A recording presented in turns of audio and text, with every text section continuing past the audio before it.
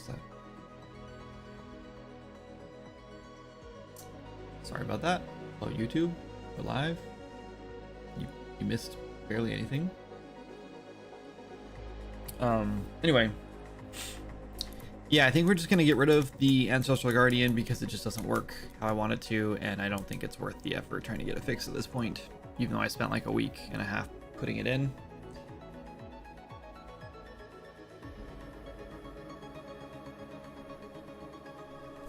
So what I'm kind of thinking is, what we do is we kind of, instead of doing an Ancestral Guardian, we kind of lean into the idea that Mystics can like smite almost.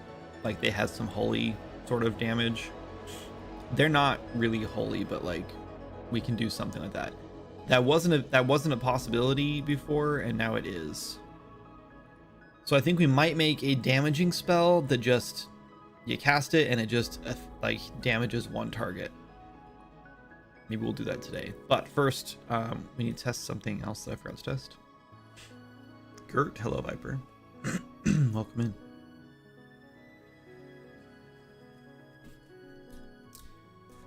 When I open my skills, if I click here, yeah, so this is not like initializing the skill for some reason. I wonder if we just need to like wait a second. Click here, it's fine. And then if we have 6 skill points, let's close this. Let's use one of our amnesia potions, and then let's open our skills again. Okay, and they're not updated. Oh wait, yeah, they are. Let's put some points in here. Now use it. Yeah, it's been updated. Okay, so that's updating now. I think we fixed one of the issues. The issue I think we're running into is, well, now we're frozen. Thank you, Unreal Engine.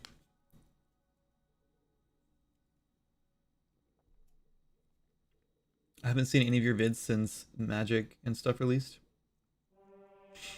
Can you beat me over the head with knowledge real quick? It's been 5 years since then. Here's a quick recap. The game launched for surprisingly to good reviews, even though I think the game was in an absolute horrendous state and it was bad and needed a lot of work. So we spent the first few months putting in a lot of work and fixing up a lot of the issues and making the game much better, and then working on the next zone and releasing that. But in the meantime, we added way too much content to the first zone.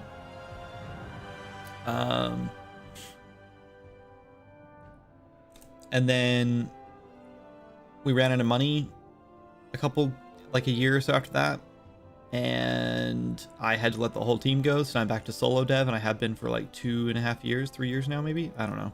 It's been a while. And I've been releasing content slowly over time. For a while I took a hiatus for like a few months, didn't work on the game at all, and I worked on a new game called Seeking Adventure, which has a demo out on Steam but is not ready to launch yet, and we were planning on finishing it this year, but things kind of, I don't know, have got away from me, so we'll see what happens. I'm not holding my breath, though. I do think like a solid 2 or 3 weeks of work on it would probably finish it up. We will not be releasing it to early access, so it will be done, and I won't touch it again after it launches, unless there's a bug or something I need to fix, or unless like people really love it, then maybe we'll do like an update or DLC or something. But I don't think that's gonna happen. I think it's gonna be a pretty mild success, if anything.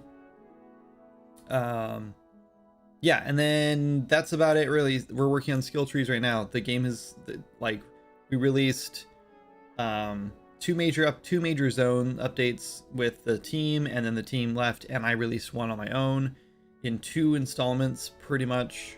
There's like a couple updates in between the installments, but that zone is finally finished.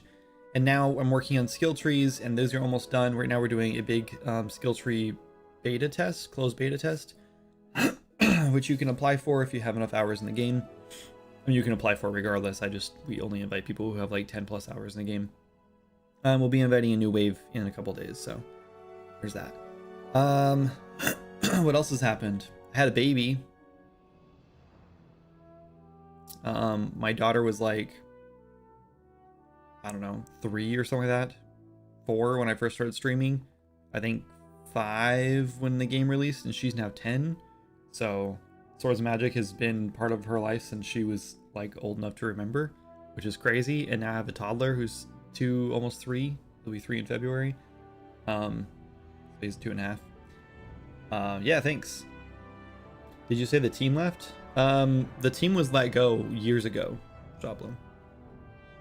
I've been solo for the last, I want to say 2.5 to 3 years now. I honestly don't remember. I'll ask Jana. She's way better at keeping track of that kind of stuff. I can also probably like scroll back through the Discord messages because I think there's been like 100 messages in the dev office since that happened. Sorry, I made it sound like they abandoned you. No, not at all. We ran out of money, and we were like, for probably like 3 or 4 months, I was warning them that like we were running out of money and things were not looking good. And I was like, but we can finish this last update, get it out, and if things turn around, then you know we'll go from there. And we released a major update. We got out Windless Woods, and the game did okay for 1 month and then died off again. And so I was like, yeah, we can't afford this anymore. We were unfortunately dipping into our personal savings to pay the team for a while, and that drained our savings real fast. And we realized if we keep doing this, we're gonna lose our house. So yeah, so we let the team go, and now I'm back solo, so I don't have any expenses for the game now, which is nice again. Jana recently picked up work for a place called Gamedev TV and is making more money there than we are making on Swords of Magic by far, by like a long shot, and she's only working part-time. So we're hoping she goes to full-time soon because she's enjoying it a lot and really wants to spend more time on it, which is good. And then when she does that, then Swords of Magic will no longer be a viable or a necessary expense, which means I won't have to work on it unless I want to, which will probably be the best thing that could happen to the game, to be honest. I know that sounds bad, but when it became like necessary to pay our bills and it came like kind of scary if we didn't like get an update out, I started like kind of rushing things. Not that I don't think the game has like suffered because of it though, to be honest. Like I think the only thing that's really suffered is my mental health. How do I apply for the closed beta? Through the Discord. There's a link in one of the channels. Man, I don't remember which one it is. I want to say pinned somewhere. Probably Swords and Magic chat.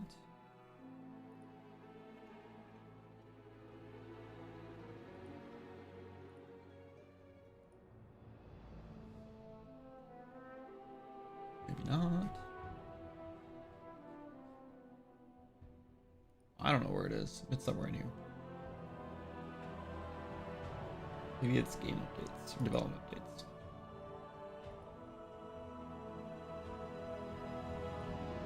I don't know. I don't know why it's so hard to find. Yesterday I couldn't find it either.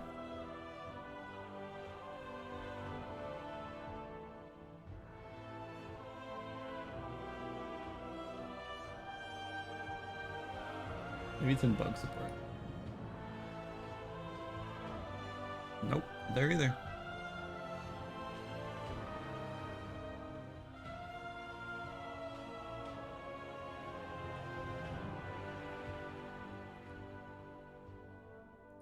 I have no idea where it is. Ping Jana and she'll let you know when she gets up. She and her and the baby is sleeping right now. But yeah, you can ping her in Swords and Magic chat and say, hey Jana, where do I apply for the thing? Because Kindred can't find it again. I was literally trying to find it the other day. I don't know why it's not just pinned right in Swords and Magic chat. Like there's just a link somewhere you click to apply. It's just a form. But I don't know why it's not anywhere. Maybe it's in announcements. Not pinned there either. I bet if you scroll up through announcements you can find it, but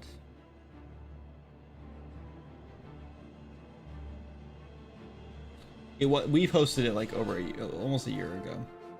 I think it was. So anyway, moving on. Yeah, ping Jana. She'll help you find it. She knows where it is. If someone else in there knows where it is, they can ping as well.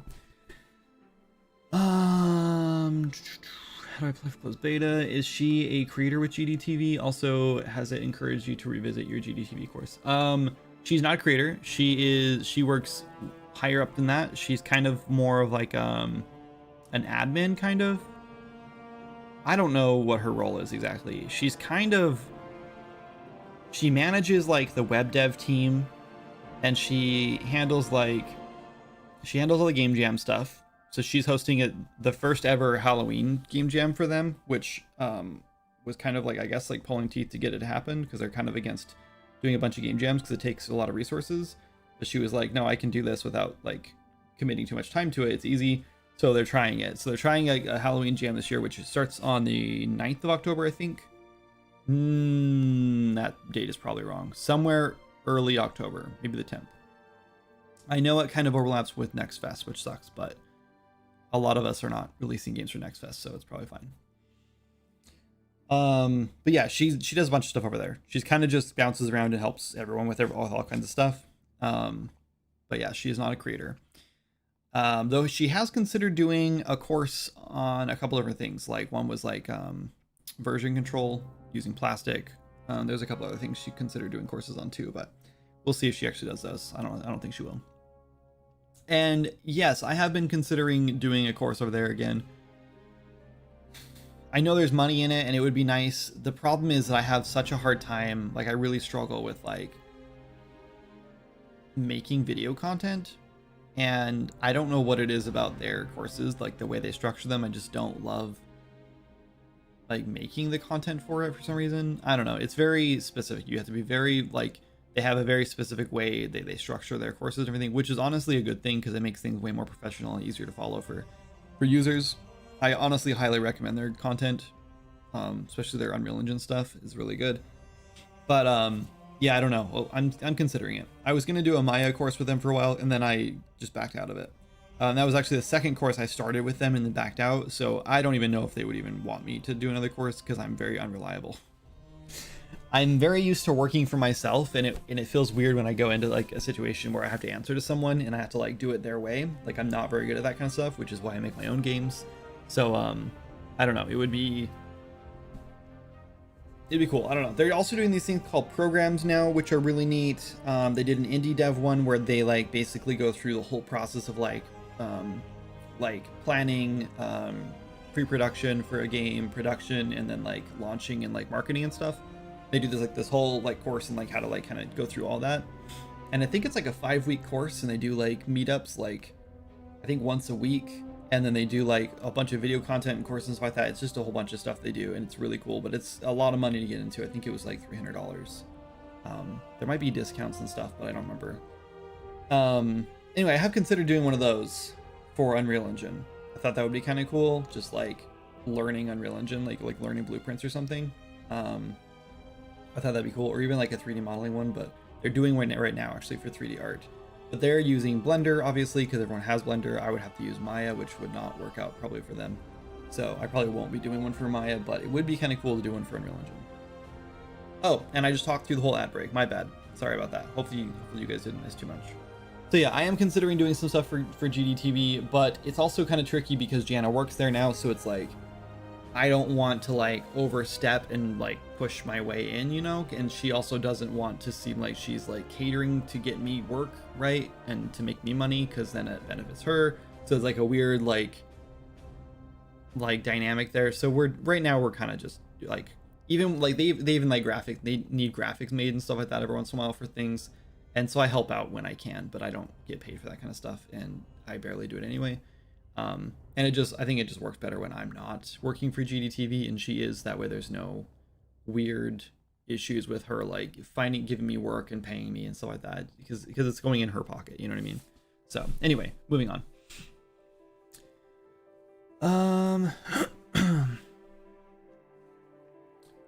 You found it on there. Oh, okay, you found it. Okay, well, I don't know how I can't find anything, but I don't know. Haven't explored Delver's Pass. It wasn't out when I took a break. Picked up the game in 2023. Have about 100 hours and loved everything I did. I'll check it out. Check out all the updates. I'll have to check out all the updates you've done. Yes, a lot of stuff has happened. I've done some major quality of life things. We've done. We added new things called binding runes, which let you level up your weapons essentially, so you can use older lower level weapons as higher level ones now. Or the other way around, if you want to like level a new character, you can like bind your new like high level weapons that you like to be lower levels, so you can kind of like reskin your weapons essentially. It's pretty cool. What else is in? There's a whole new storyline in Delver's Pass with kind of a boss fight thing. There's also kind of a secret, like behind the curtains, like god kind of thing almost that you can discover, which is neat. But it's like optional, and like some people don't even run into it, which is cool. I don't know. I think that's neat. But fishing, yeah, I guess fishing might be new. I think fishing came out. No, fishing came out before Delver's Pass. Way before Delver's Pass. They've probably seen fishing, but I owe my first ever big boy Unity job to them, that which I'm grateful for. Without them, I'd not have gotten started easily. That's awesome. Cool. Yeah, if I'm actually, I mean, I don't work for them specifically, but I am an affiliate. So if you guys are interested in learning to make games, you can do this link here. It is an affiliate link. I will get paid a percentage of whatever you spend. I highly recommend the Unreal Engine courses. If you want to pick up a course, go ahead. It helps out the channel, helps out me, helps out our little family. And you can learn something cool. So I recommend it. Seeking Adventure was really fun when I was working on it more consistently. I haven't touched it in months now. Seeking Adventure is so much more simple, and it's single player, and it's just like easy to develop. And I'm also not even like making most of the art for it, and about half the art probably. So it's been very relaxing and nice, like working on something new. That said, I've been having the itch to make something new again, because I haven't worked on anything since the game jam we did. We've done 2 game jams in the last like year. This year, I think we did the People Smashing one that I worked on with Moz, where we made the ogre game where you smash things, which was super fun. And we got 8th place out of like over 1,000 people submitting, which was huge. And then we did the Unlikely Collaborators Jam and won $5,000. That one was awesome and like crazy huge, and we got 2nd place in that one. Yeah. So anyway, whatever. But I'm planning on doing the jam next month, and we're making a horror game. I've decided it's happening. No matter what I'm doing, I'm taking a break from Swords of Magic. I think it'll be October 9th or 10th. I can't remember. I'll be streaming most of it. Hopefully, we'll see. And we're probably gonna use a lot of assets and stuff because we're making a horror game, but I don't care. Also, I don't think we're technically allowed to use purchased assets. I think they have to be free assets, but I don't think they can be free assets we've obtained for a limited time, which means we probably can't use like most of the assets through Epic. But I'm kind of the opinion that I don't really care, and I'm probably just gonna cheat and do it anyway, because there's no prize money, there's no like nothing. In fact, if that's the case and I do decide to cheat like hardcore like that, I probably just won't even submit the game to the jam. I'll probably just launch the game. I don't really care that much. My last horror game got played by Jacksepticeye and Markiplier, which was crazy. So my goal this time is just to make a game of that quality or higher. I don't really care if it gets played by big YouTubers. I think they'll still get played by a bunch of YouTubers, because that's how horror games work, especially if the thumbnail looks really good. So anyway, I don't know. I just want to make a fun game. I don't even know what I'm gonna make. I don't even know. Anyway, if it gets played by big YouTubers and then launches right after, maybe that's the key to success. It might be, but here's the thing. Because it's a jam game, this is what happened last time. So I made a short game called Isabel. It's about a 10-minute experience, and it's like a walking sim with it's a horror walking sim pretty much, and you read a story and you just walk through and find the keys and then go to the next room. There's really no like gameplay there, to be honest with you. But it was a cool story, and it was creepy, and the ambience was good, and the music was really good, and there was a jump scare at the end, and it was good. Actually, there's a couple jump scares. But they're not like traditional jump scares, like something jumps in your face, except the end. Spoiler alert. But the games were played, and they got a ton of attention. They were a part of like montages though, because they were so short that like both of them played like 5 or 6 games, and mine was one of them. And people seem to like it a lot. It got played by hundreds of YouTubers, and they posted the links on the thing. They're all smaller YouTubers except for those like handful of them. But the problem is that because it's a 10-minute experience and so many people played it on YouTube, that it's became one of those things where you'd rather just watch a video of it than play it yourself, because it's 10 minutes. It's easier just to watch someone else react to it, which is more exciting and more fun, especially someone you like or whatever. It's like Jacksepticeye, for example, than it was to just like download the game and play it yourself. So we had tons of downloads, but like I'm guessing like most of those were people who were making YouTube content over it or with it. And because of that, no one paid for it. Though I do think if we made a longer experience and we put a demo up on itch and people played the demo, then we would actually have made money off of all those views, because then people would have bought the full game to see what came next, right? But because the full game was played on stream, there's no reason to go buy it or even download it for free for yourself, because you've already experienced it. So yeah, so I think that's the key. Or you build an experience that like is either multiplayer, so the experience changes every time you play, or something that is like kind of like, maybe not like open world, but something like where your choices matter, and you watch like a YouTuber or whatever like die and lose, and then you're thinking, I would have done this instead, I would have done this instead. That will like inspire you to like buy the game, right? But it can't be like a linear experience. Someone just watches linear experience played through by someone else, and they don't have to buy it. Are you guys taking any of those games to release? No, just Seeking Adventure for right now is the plan, and only because we've got a demo out, and like, yeah, I do think Seeking Adventure will do okay. I think we'll make a few $1,000s from it at least. I'm aiming for 10. If we can make $10,000 in the first like 3 months or so, I'm happy. Unfortunately, that's like not even enough to cover like development time for a game like that, but it's fine. It's just like extra money to bring in. Like, if Jana gets full time at GDTV, then anything I make on games will basically cover vacations, like family vacations. It'll cover like paying down our student loans and like credit card bill debt and stuff like that, which is not much, but it's still there. Well, there's a lot in student loans, but not much anywhere else. So yeah, like it's like anything I make will just be extra at that point, which would be really nice, because right now we're kind of like putting all that stuff off to the side to like just pay our bills and survive. So yeah, so launching games from hopefully sometime after the holidays, if Jan ever goes full time, will be mostly just like extra money and doing it just for fun, which is stupid because that's usually when the money shows up, right? Like at least that's been my experience with life, is like as soon as I stop caring about making money for something and I'm just doing it because I'm enjoying it and the money doesn't matter anymore, that's when money shows up. That's just always been what it's been. And then as soon as like the money becomes important, that we have to make the money, then it stops coming. That's just how it's always been.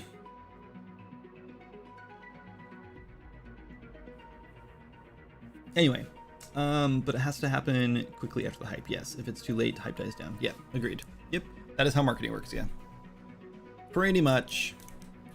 You can build hype slowly over time. You can build up like a lot of hype over time. Like look at I think some of the hype's been lost, but look at like Hytale, right? Hytale like built up a ton of hype really fast, and then it stayed stuck around for a long time because they kept releasing like minor updates every once in a while. It's just kind of like drip feeding the algorithm a little bit and like keeping people engaged. And it worked for a while, and then people started losing hope because it took way too long to release. Now it's been like, what, 6 years, 7 years, something like that. 5 years, I don't know.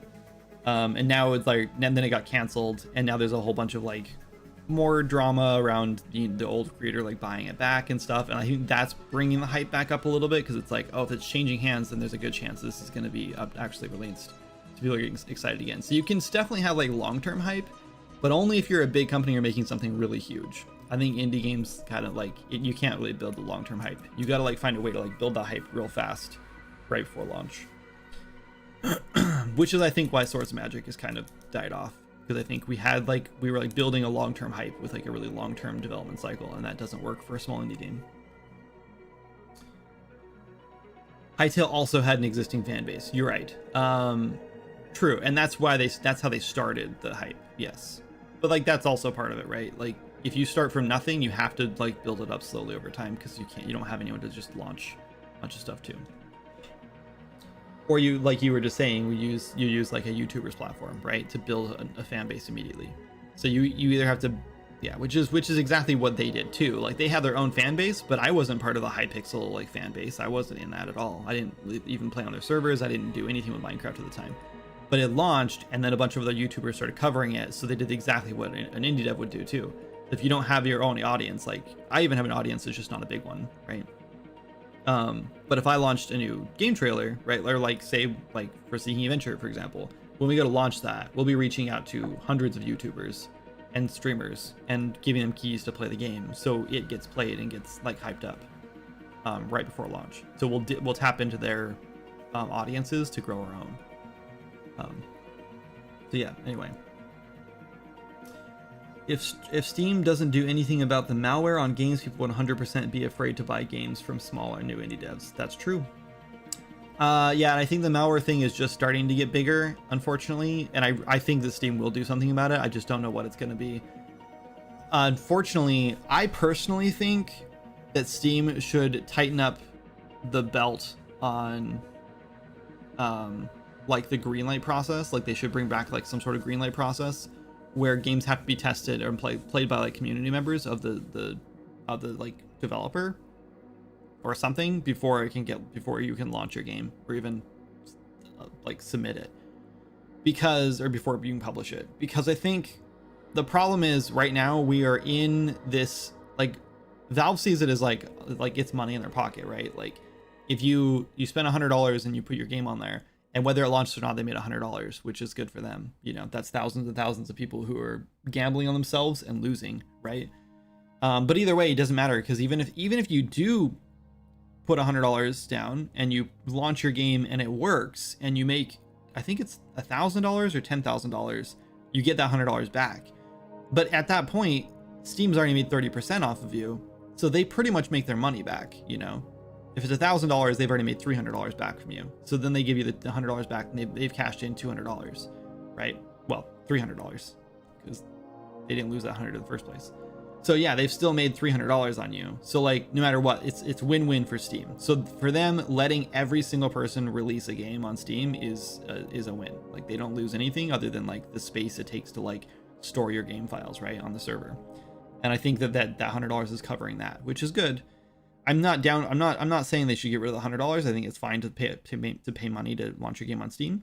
What I don't like is I think that there should be some sort of process where your game has to be played and approved. I don't think the greenlight process was good anymore, because I think people just like would pay people to like go play it and approve it or whatever and like greenlight it. But I do think some sort of process where someone plays the game and vets it and says, yeah, your game is pretty shit, like it looks like you spent 3 hours on it, so we're not launching this game on Steam. I think that we need a curation process, is what I'm trying to say. Shouldn't you be grinding WoW right now? No, my hardcore partner is working or something, whatever that means. Also pray for me, I just ate a moldy pecan. Oh no. Straight to the bathroom. Cough it back up. Yeah, that sucks. I think you'll be fine though. Are you expecting a large crossover from the Swords and Magic audience for Seeking Adventure? No. I think there'll be some crossover. I think like our dedicated players will go buy it just to support the game, to support me and this studio. But I don't think we're gonna get like a ton of people who like Swords and Magic liking Seeking Adventure, even though it's kind of like in a similar vein. It's very like discovery driven and like it's got similar vibes to Swords and Magic, just because those are the types of games I like to make. I think all my games have a similar vibe like that, but we'll see. Anyway, yeah, I agree though with Steam. I think Steam has to do something. I don't know what they're gonna do, but I really hope that they do increase the curation process. I just think we're getting to the point where AI games are about to take over, and if you mix that between like the malware issues and AI, like people just pumping out garbage AI games, Steam is about to get like totally flooded, if it's not already, like totally flooded with a whole bunch of extremely low effort, low quality games. And it's going to be really difficult. Like, yes, most of those games are just going to sink to the bottom. But the problem is that most of the time when you want to get seen on Steam is right when you launch like like announce your game or launch your game or launch a demo or whatever. And the problem is like there's so many games launching every single day now, and most of them are going to be garbage, that you kind of just get buried. And like, yeah, like a lot of people will say like, well, the good stuff will float to the top. And like, the problem is like, even the good stuff sometimes gets buried if you don't have an audience. And a lot of indie devs can make an amazing game, but not have a clue how to market it. And I'm kind of in that boat where I feel like my game is pretty good, but I have no idea how to market it other than just sending out more keys and emails. And I feel like we've done that, forever. So I don't even know what else to do to market the game. And I don't have the budget to market it like a AAA studio would, or even close to that. So it's like, how do you get through that sea of like garbage if you don't have the budget to market it properly or the know-how to market it properly? Because like that's what it takes. And the thing is, like a lot of these like AI studios and stuff will find ways to use AI and stuff like that to market their games too. So it's gonna become a hellhole here soon. It's gonna be a mess. Anyway, we've always called for more curation, and back in the day we had so many fewer releases per day that than we have now. Like 20%. Oh yeah, way less. Yeah, last I heard, I think it was 6,000 or 7,000 new Steam games a year. And no, it must have been more than that. Let's just go Google it.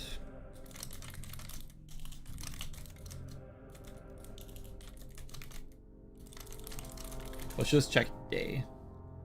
50 games get released on Steam every day, and that was a year ago. So I'm assuming we're closer to 100. Oh yes, it's hundreds of new games daily. So we're like doubling. Like every year we're like doubling how many games are launching on Steam. Oh no, it's just... Oh, 2024 is 51 per day. This is also an AI overview, and I don't know if I trust the AI overview on Google. Yeah, 18... Oh, so I was off. So 18,000 total games released in 2024 on Steam. 18,000 games a year.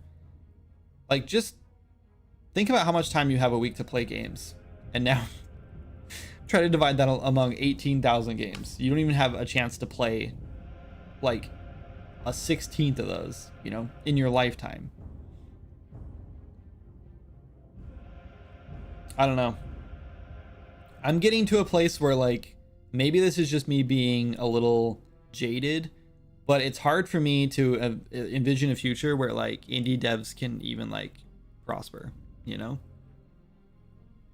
14,000 have released. Oh, so it's slowed down. Well, maybe not. I think we'll see the 18,000. I think we'll at least match that. But it does seem like it hasn't doubled, that's for sure. Because it's already almost October, so we've only got a few more months. So 3 more months left, and we've only done 14,000. So like that's part of the course for 18,000. I wonder. So I have kind of a theory. I think when COVID hit, and everyone and their dog was out of work for a while, they all, like a lot of people were like, maybe I should make video games, right? That's why like the YouTube scene like blew up. That's why indie games blew up. That's why Swords of Magic did so well, because a lot of people were playing indie games. And that's why like then we had the big like crisis, where every publisher like invested in everything because they were like, oh wow, indie games are doing really well. And then suddenly everything crashed because, COVID ended and people were able to go back to work. Well, the lockdowns ended. And then people stopped playing indie games again, or playing games again. And then suddenly all these, people were out of work again. Nintendo's gonna own all the video game patents soon, so don't worry. Yeah, that's right. Yeah, if Nintendo actually goes through with this stupid one they're doing right now, we'll have to take animal companions out of Swords of Magic. Which, like, they're not gonna, be able to enforce that on any reasonable level, so it doesn't matter. But like, the thing is, if Swords of Magic for some reason blew up and started making a bunch of money, and Nintendo saw it, they could come after us if they had that patent on animal companions, and we have to just either remove it from the game or pay up money. And it's like, yeah, if we keep doing the patent thing, we're in a lot of trouble as game developers, because like no one will be able to make anything except for the big AAA studios. And the thing is, if Nintendo gets away with this patent, then how many other AAA studios like EA and stuff are going to go and start patenting their game designs? You know, even if they weren't the first ones to make them, just like Pokemon wasn't the first one to make theirs.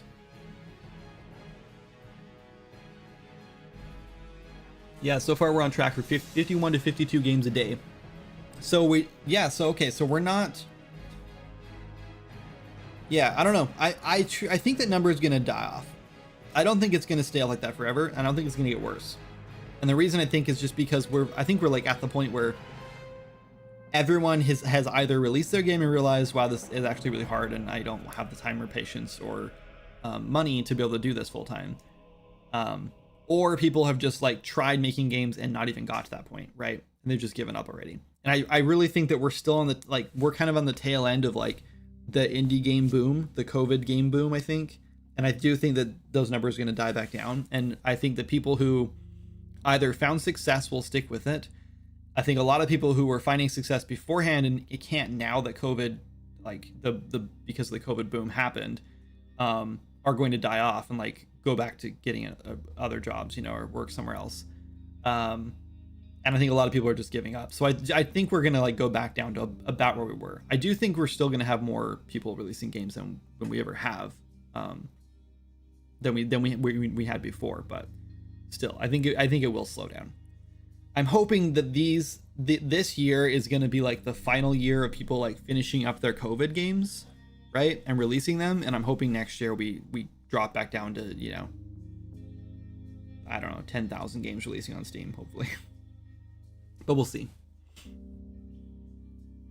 That's not including the existing games. Oh yeah, of course. Yeah, those are just brand new games released. 14,000 is still an insane number though, isn't it? That's so many games. Like, think about how many man hours went into those games. That's crazy. Work hours. We should say work hours, not man hours. I didn't care for Pal World or play Pal World. Yeah, same. But I'm rooting for them right now. Yeah. I think I agree. I really didn't like Pal World either. I thought it was stupid. Like, why do you want to play Pokemon with guns? You know, I don't know. It just felt stupid to me. But you know what? Like, they didn't rip off anyone's game. I mean, there was a couple pretty close call like creature designs, but like, who cares, man? You know, even the Pal World numbers don't even like come close to what Nintendo has done over the years. So like, stay in your lane, just do your own thing. You know, if Nintendo really wanted to like make a splash, what they should do is actually listen to their freaking audience and make a Pokemon game that people have been asking for. You know. Hey, what's up, Soupy? You've already made those companions before they had their patent, right? Yeah, but that doesn't matter. That doesn't matter, Red. US patent law doesn't care if you've done something first. You didn't patent it, so you don't own it. This is how the United States works. It's really fun. I love living here. No, I'm not actually complaining. My life's pretty good. But who knows for how much longer? That was not an invitation to talk about politics, by the way. We can talk about patent law. We're not going to talk about politics. Mostly because you don't want my opinion on it. Though I'm quite confident the majority of us would actually agree on politics in here, just because I feel like we've curated a pretty decent audience.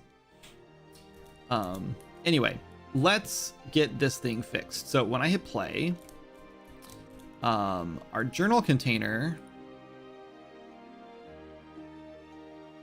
doesn't automatically select our like skill,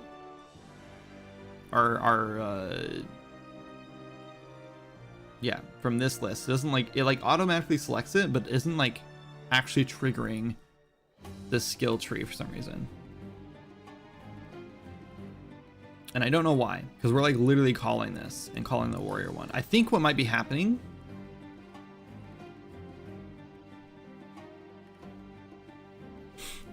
maybe it's not happening here. Must be happening. No, we were doing it at the end of this, weren't we?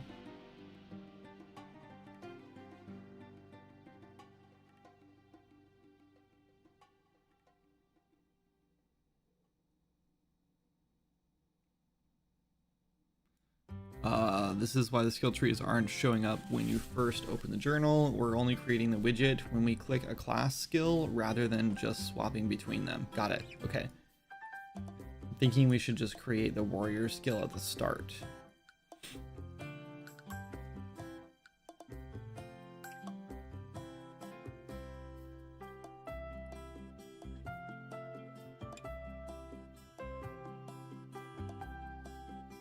Only creating the widget when we click the class skill rather than just swapping between them. So we're creating, yeah, so we're creating the skill tree every single time we click one of the classes. So when the page opens up, did I say hi to you yet, Soupy? I think I did. I think I said it twice. Not a huge Pokemon fan, but I've tried to play a lot of their games, and it just feels like they're re-releasing the same game, but it feels so empty and lifeless. Like, people keep buying them, so I guess why not? Yeah, I think that's exactly what it is. So I was really, really excited when they did the Hey You Pikachu game. Is that what it's called? And it was like a remake of like the original like Red and Blue games, but with like in 3D. And I didn't like the whole like what's it called, somatic or whatever it's called, the motion controls. That's what it's called. I didn't like the motion controls very much, but that was fine. Hey You Pikachu, is that what I said? Let's go Pikachu. There's a Hey You Pikachu, isn't there? What's Hey You Pikachu? That's another thing. Is that a mobile app? It's a game. I think it's a Nintendo 64 game. Sorry. Right. That's like this is the, oh my god. I think I had this as a kid. This is the game where you like talk into the microphone and like take care of your Pikachu. So I wasn't crazy. I'm not totally like way out there, but yes, let's go Pikachu. I mean, come on, with so many games, like how can you, like they're so similar. Anyway, I was so excited about that because I was like, sweet, it's gonna like a remaster of the original game. It's like, you know, 3D or whatever, and it just wasn't what I wanted it to be, and I was really disappointed in it. But it was okay. Like, it was pretty faithful to the original, which was fine, I guess. But then I just felt like, well, if they've done this, now imagine what the next game's gonna be. And then I heard it was open world, like Sword and Shield were open world, and I was so excited. And then it just looks like, I don't know, I think World of Warcraft did like such a better job like making their open world game. Like, I don't know, I feel like every time I saw a screenshot of it, I was like, is this like from 1995? Like, what's going on? Like, why is this game so empty? Like, it's just dead. It just looks so weird and so poorly like filled out. Oh, we're on an ad. Damn it. Sorry guys, I hate ads. Anyway, we open this up, we click here. This is here and working, but we click the skill tree button. It does not work. I think we just need to trigger the skill tree button to rebuild the class if it doesn't exist. That's what we need to do. Let's go find where that skill tree button is. It's in skill details container. Skill tree container. Happy to see you working on this project.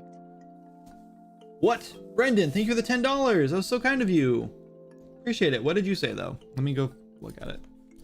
I can't hear it for some reason. It's too quiet. Hang on, I'm looking. Oh my god, I have to log in. Hang on, I'm trying to look. I wish it would pop up in chat. I need to like see if like Zarybot or something can just like have alerts pop up in chat. Recent events. It should just have this pulled up all the time. $10, super kind of you. Still happy to see you working on this project. Thanks, Brendan. Yeah, me too, I guess. This isn't what I want. I need, is this skill tree container? Is this what I'm looking for? Yeah, it's right here. So yeah, we just need to do this button.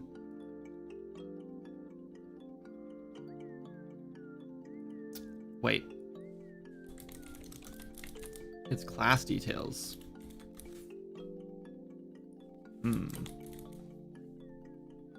Class entry? That's not it.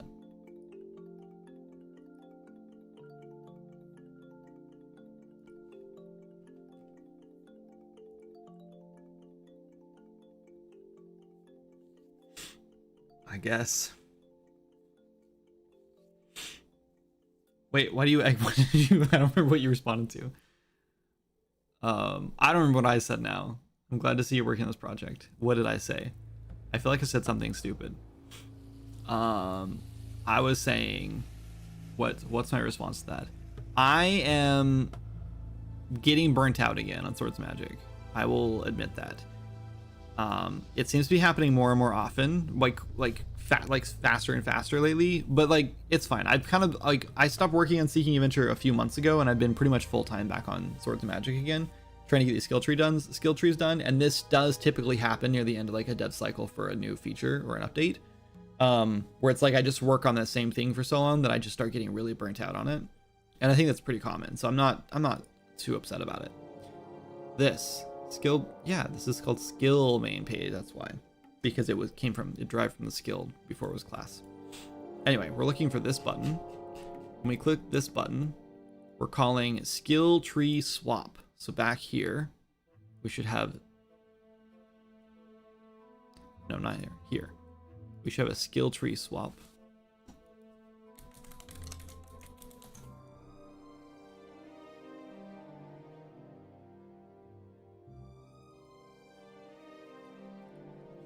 That sets the active widget. What we should do is before we set this, we should check to see if we have a skill tree for that. I guess what we do, I guess we could just run this again.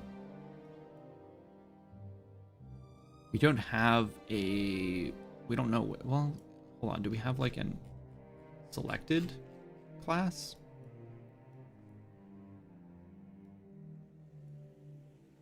Man, I wish I would have like thought this through and realized this was going to happen when I give update class info.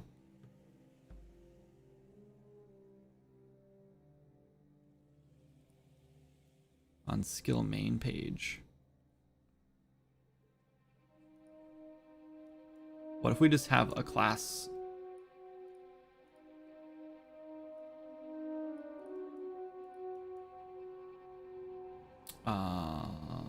This one.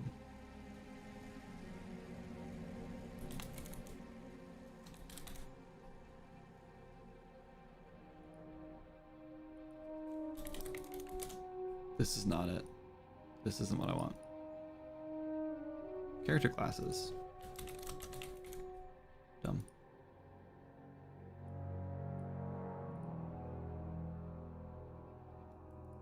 Okay.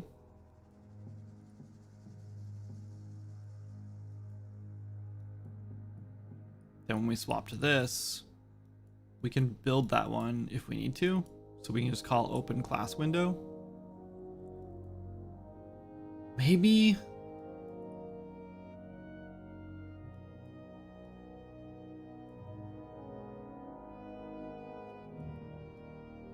I don't know, man. I don't know when this gets called.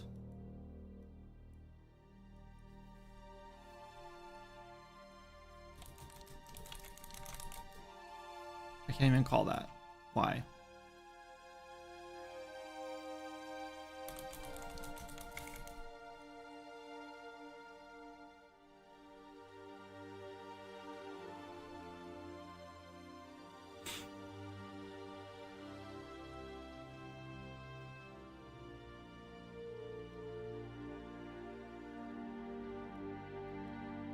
Where does this get called at?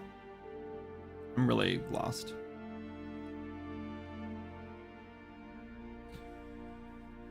Anyway, you said I guess in response to being glad you to work on this. Oh, okay. No, that was a decent response. Thank you, Brandon. That's why you burnt out. It's a long-term thing at this point. Oh, it's, yeah, for sure. Earlier I was just talking about how Jana's hoping to go full-time with Gamedev TV. And if she does that, then she'll be making enough to pay our bills. And I was telling her, I was like, I know I feel really guilty about this. We had like a long talk about it, but I feel really guilty because like she quit her job because Swords of Magic was doing really well, and we like foresaw like a future of like where game dev was going to be a thing for us and we could like just do this full time, and we were really excited about it. And then Swords of Magic has like way died off since then, mostly just because it's taken way longer than we thought to develop and want more money than we thought. And you know, it's a lot of it's my fault because I just keep adding new things to it. You know, it could have been done a long time ago. I don't think it would have been as good, but it still could have been done a long time ago. Anyway, so I feel really guilty because like now she has to go back to work, but she was like, she's enjoying it. Like she really does love her job and she's good at it. And like, this is like one thing that she really likes doing. So I don't feel too guilty, but I do feel guilty because she has to go back to work. And then I'm going to just like, I told her, it's like, I'm just going to go back to like, you know, I'll take care of the house and I'll take care of the kids and I will work on games as a passion project again and less so as like a business. And her and I both kind of joked that that's when actually things will take off again. But we also decided that she is not going to just quit her job if Swords Magic or any other game, whatever, takes off again. So, but honestly, I'm really excited to just be able to work on things without having to expect income or hope for income, because that means that I can put more passion into it and put more time into it. And I don't have to like with Swords of Magic, I think a big part of it is like we have to get updates out every like month or so, and do a sale every month or so, or the game doesn't make enough money to pay our bills.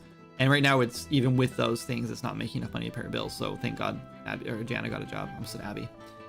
But yeah, so that's kind of the goal right now. Is I just kind of want to get back to making games for fun, and I'm still gonna like keep streaming them and like hopefully, you know, making some YouTube content around them. I really should have be making a devlog for the skill trees, but I haven't yet.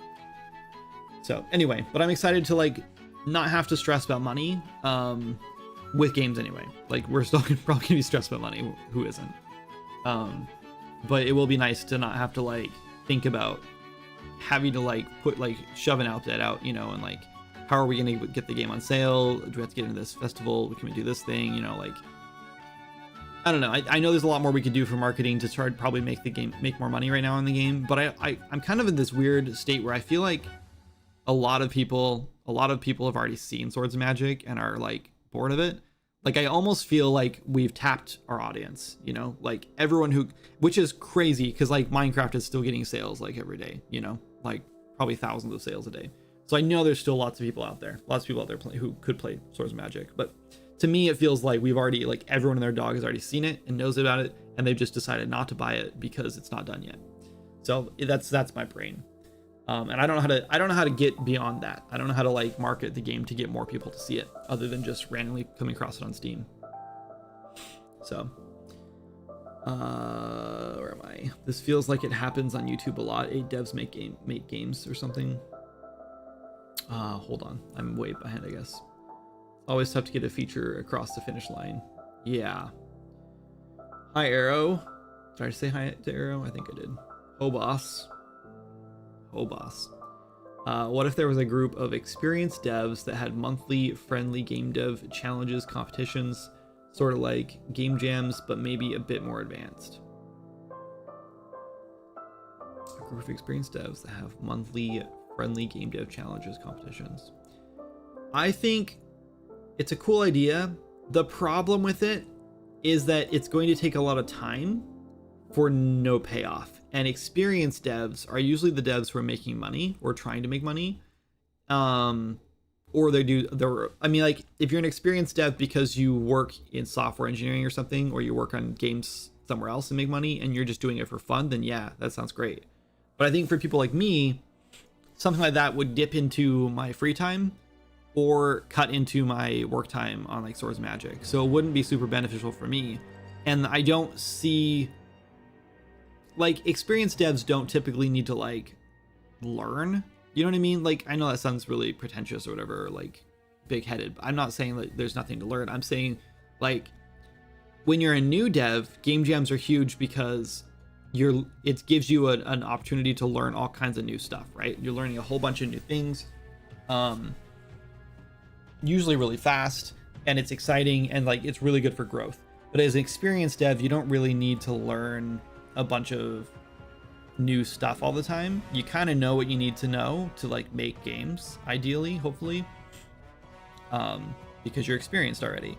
So doing a challenge every month would be good if you were trying to learn something new. Like if you're like if I want to learn C++ and I'm like, let's do a game jam where I only do C++ or I, hone my C++ skills. That's fine. But that's also something that inexperienced devs should probably know how to do already on their own and not need like a community to like drive that. But I mean, there's nothing wrong with that either. They could do it. So I don't know. I think it would depend. I think what I would rather do, Arrow, is like one thing that I really find interesting or fascinating that I would love to like be part of is like a game dev collective, like how Sock Pop does their games, right? You're in a group of devs. You all release games under the same collective like name, and you split revenue. You'd have to really trust each other, which is the scariest part, and like why a lot of people don't do it, and it's not successful everywhere. Like the Sock Pop devs are it's kind of amazing how they are able to pull that off. And I think you would need like probably contracts and stuff, and like you want to be part of the collective, you have to launch a game every other month or something, or every 3 months, 4 months, whatever you decide to make it, and then you have to like, I don't know, maybe you have to like launch your game before you can collect revenue or something, like, you know what I mean? Like there's got to be something like that. Because it's kind of scary just to think that you could just join that and then just start getting paid and never really actually release a game. But I love the idea that everyone just kind of works on their own thing, but can help each other out here and there, because they know that if I help this guy with art and his game, it'll get better, it'll launch, make more money, and then therefore I make more money, even though it's not my game. Like I love the idea of that.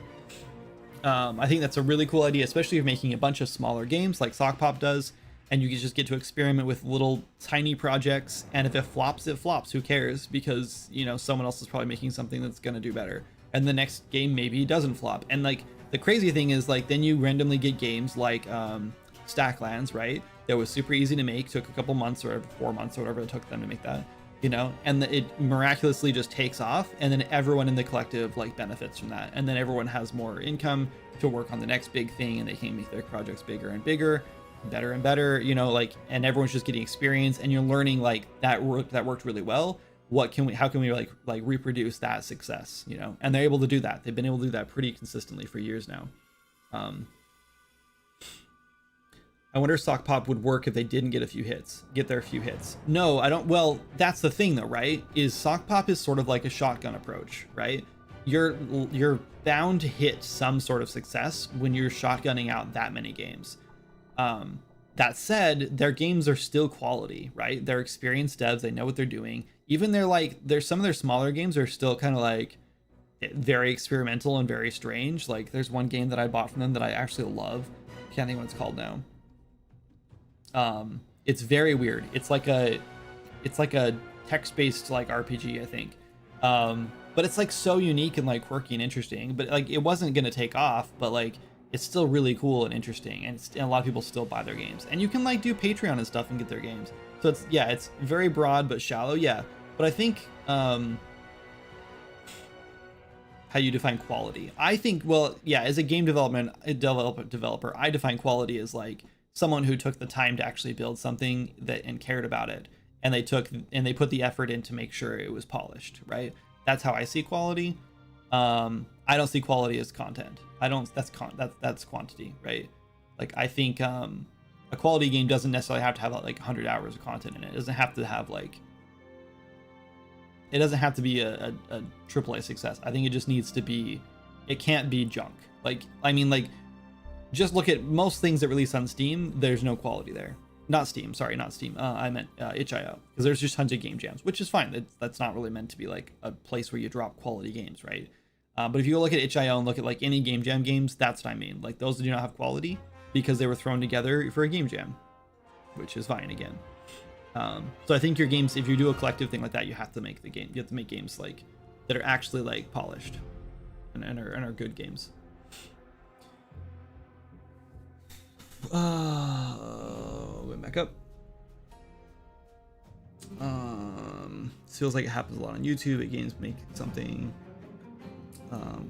advanced makes me think of time consuming and creating the projects. Yes, exactly.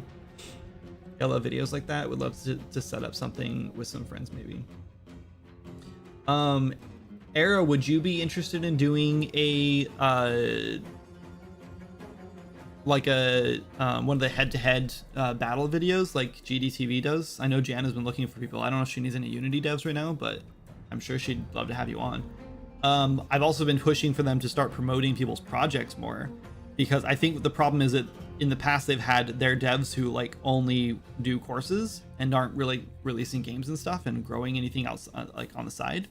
So they don't really like ever like push like, here's what so-and-so's working on and you can find their information here or whatever, like push that stuff. But I was telling them like, if I'm gonna keep doing battle videos, I need to be able to push my content. Like you guys need to start telling people, you know, like where to go to like buy the people's games and stuff and how to support them if you want to keep seeing them on the channel. So Jan has been pushing toward that. So I think that might be a good opportunity for you to promote your game. I'll talk to Jan about it when she gets up. She's still asleep. Her and the baby slept in today. We were up late last night. But when she gets up, I'll remind her of that to get back to you. I'm sure she'd love to have you on. She wanted me to do it on, I think it was last week, and I told her no. They're a lot of work. It takes me like it's like about a week of work for me to like prep for the game, for the thing, and then actually like it takes a whole day to like sit down and do it pretty much. And it's a little stressful. I mean, it's fun. It's really fun, and like it's a cool opportunity, and you get to like chat with the other two devs and with Rick and everything, and then he makes fun of you and then he calls you a cheater and stuff, and that's really fun, I think. Also, I'll warn you that I do think that they're leaning into the controversy a little bit after the last couple of videos where there was a lot of controversy around Unreal. My last videos anyway, my last two videos. A week of prep. Well, I did like it wasn't really a week of prep. I'm saying like the whole thing takes like about a week for me, because I spent like a day preparing and then I spent another day like test running it. And when I say a day, I mean like a few hours a day, you know, like 3 or 4 hours a day, like prepping. And then I do like an hour to 2 hour like test run and then tweaking the game to make sure I can actually make it in an hour. And then we actually sit down and film, which takes about 3 hours, usually 2 to 3 hours, because you sit down, prep everything, get everyone's like screen recording set up, test everything. And then you start actually making the game, and you only have an hour. You actually only have an hour window. It's not cheesed. You do really only have an hour. We do actually do a countdown, everything. Everyone does get stressed out. It is a little game jam. And then at the end of the hour, that's when we do like everyone plays the game and like looks through everything. So it takes about 2 to 3 hours usually, depending on how much lollygagging is going on and how many like technical difficulties we have. So do they ask you to pre-make something? No, but you should. So yeah, spoiler alert, behind the curtains. One, this is for entertainment purposes. So if you really do sit down and don't have anything planned and you're like, okay, I'm just gonna make a game in 1 hour, you're probably not gonna get very far, right? You're not gonna get anything done. Not anything interesting to look at or anything substantial that the audience is going to be like interested in seeing or react to. So there's definitely a little bit of like movie magic going on.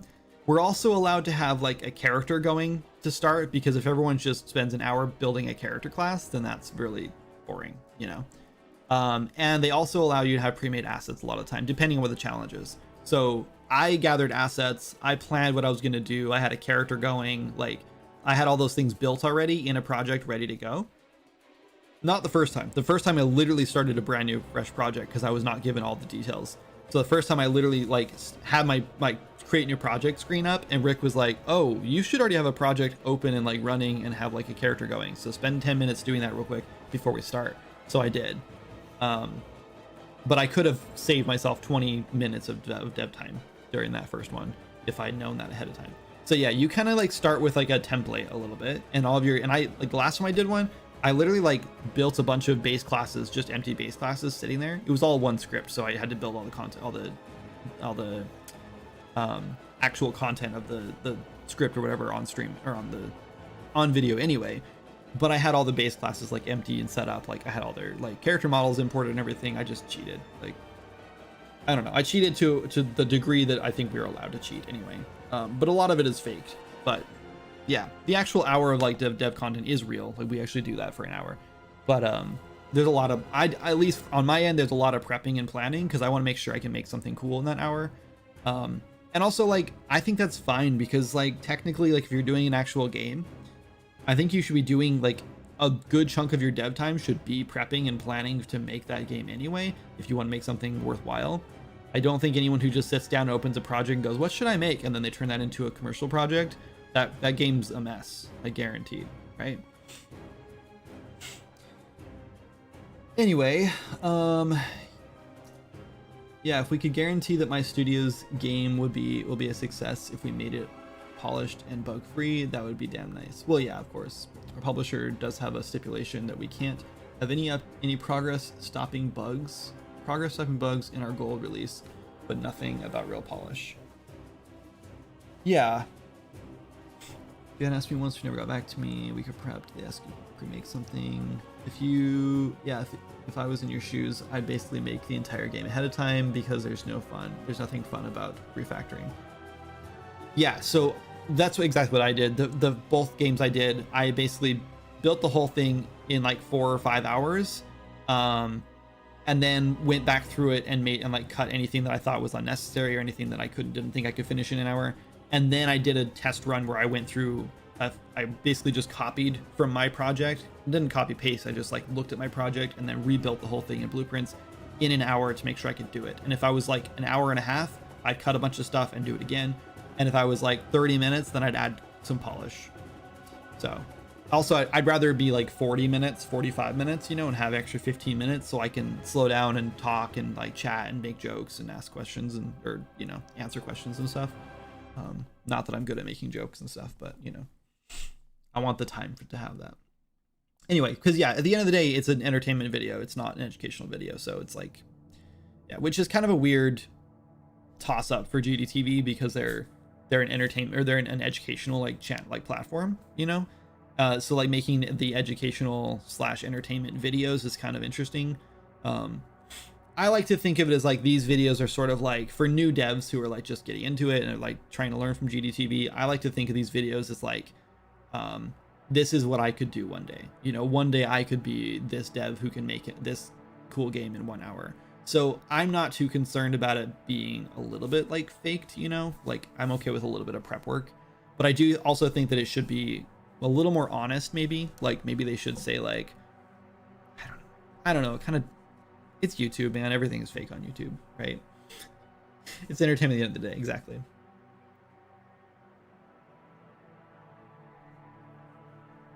Theme about architecture. Yeah, you really want to make sure your architecture is all set before you go in. Okay, anyway, let's get back to working on this. Okay, so these don't exist until we click the button. And since we're not clicking the button before we open the tree, we should just create these things when we need to do it in both places, I guess. What I should really do is just check this skill tree container and see if this tree exists yet.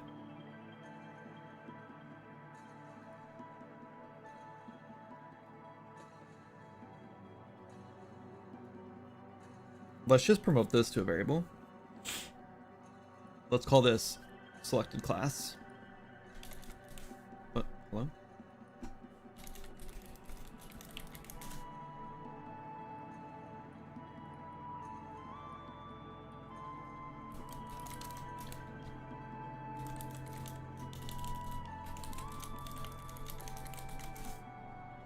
And we're going to call this init class window, and we will do this.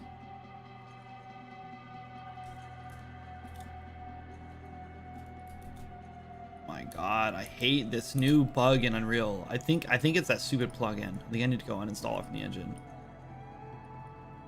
Worst $10 I ever spent.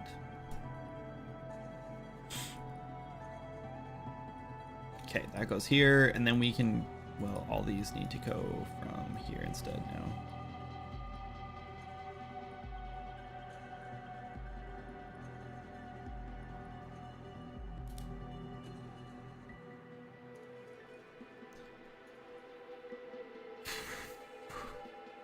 Okay, and now we go down here, and before we switch to these, we're just gonna call that class window. What do I call it? Init class window. Here. It would be nice if we were like checking to make sure this was happening first, because I mean, this is clearing it, it should be fine.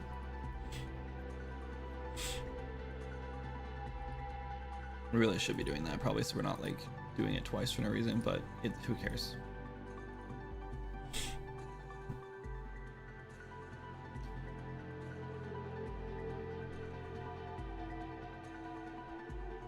I'd also love to get into one of Blackthorn Prod's videos. I think you just have to message him.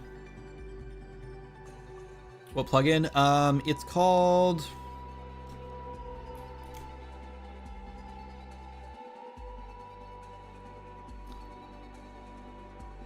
Blueprint Assist. It's supposed to make it so you can do mouseless blueprint creation and navigation. So in the videos and like their like showcase, whatever, basically when you have like a blueprint, you can like press tab or whatever and it pops open like the search bar for the next one. Then you can like type it in and hit enter and then like tab through that one to like open the next one. And I love the idea of that, and I really do want to like learn it. The problem is that it messes with my my current blueprint thing, which is what it's called.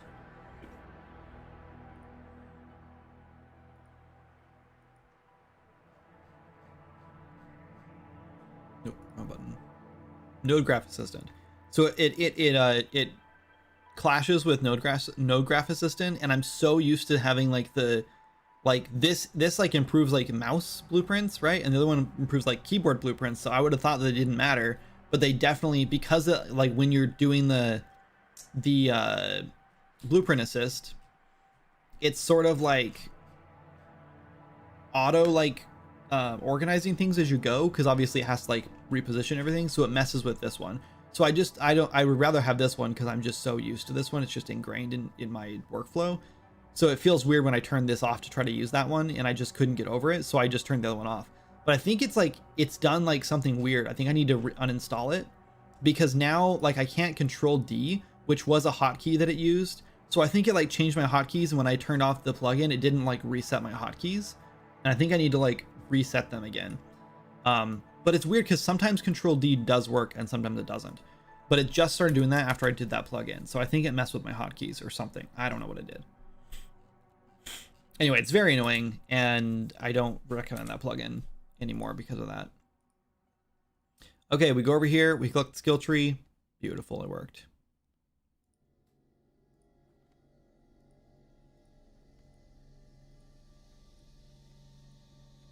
I don't love that these are in two different places, but I don't think I can really do much about that, and it should be fine. Awesome, okay. We fixed that issue. I think we should be good now. So let's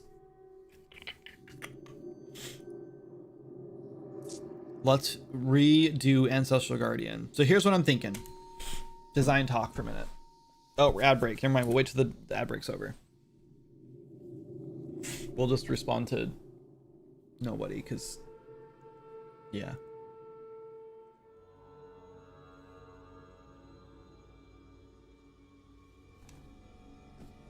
Ad break's over. Okay. Okay, so we're gonna get rid of Ancestral Guardian. Here's what I'm thinking. Sorry about the random whistle into the mic. That was so old man of me. What I'm kind of thinking is, instead of giving the Mystic a way to have like some sort of offense while you're trying to heal, let's instead incorporate a little bit of damage dealing, so you can kind of like survive on your own as a straight Mystic, like have some like damage dealing spells. We'll have to introduce them into Azura. So we'll have to make a spell for this too. But let's make some like damage dealing spells so we can do some sort of like healing based on damage. I really like that with like Disc Priests in World of Warcraft. So I think we should just do something like that. So here's what I'm thinking. Let's make a Mystic Ward, W-A-R-D. And maybe that's not even a good term for it. We might ask GPT for more ideas, or you guys can give me some if you want.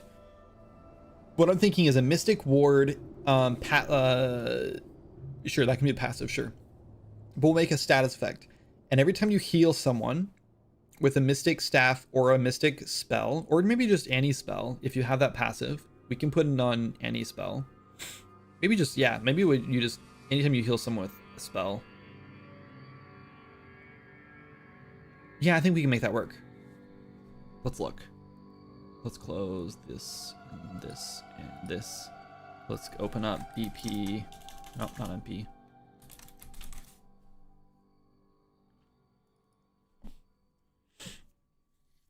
Not gonna lie to you, I'm very tempted to just open up WoW and start playing it. Working on this today. I probably won't be working too much after stream either. I'll probably just jump on WoW. I can't wait to find Chaos World Ouchie. Chaos Word Ouchie. Got it. Chaos Word Ouchie. That's pretty good. We have an on apply damage. Handle shield. This is damage. There's a place.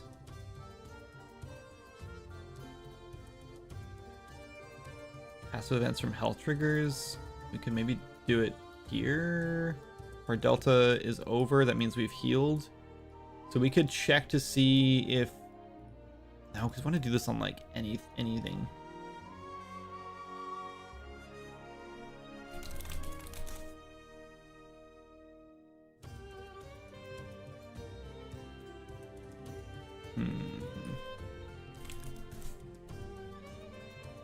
Is heal.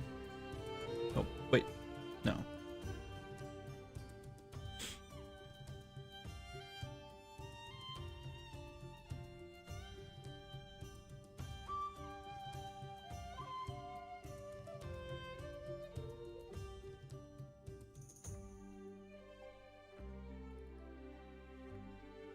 I know, I swear it's on here somewhere. We have like a proc damage.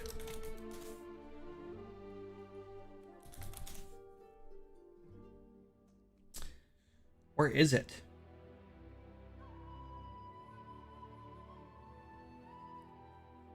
Is it on player character maybe?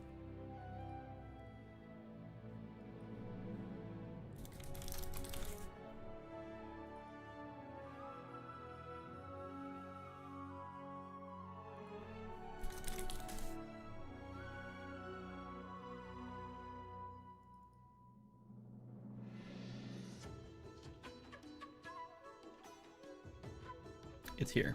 Yeah, on heal passive effects. So we would just check in here for the Mystic ward, and then we would apply the ward ward status effect to them. So okay, so sorry, this is so this is what I'm thinking. Overview. So we would have like a Mystic ward passive. Anytime you heal an ally with the staff, an earth spell, an order spell, it doesn't matter. We can have some synergy here.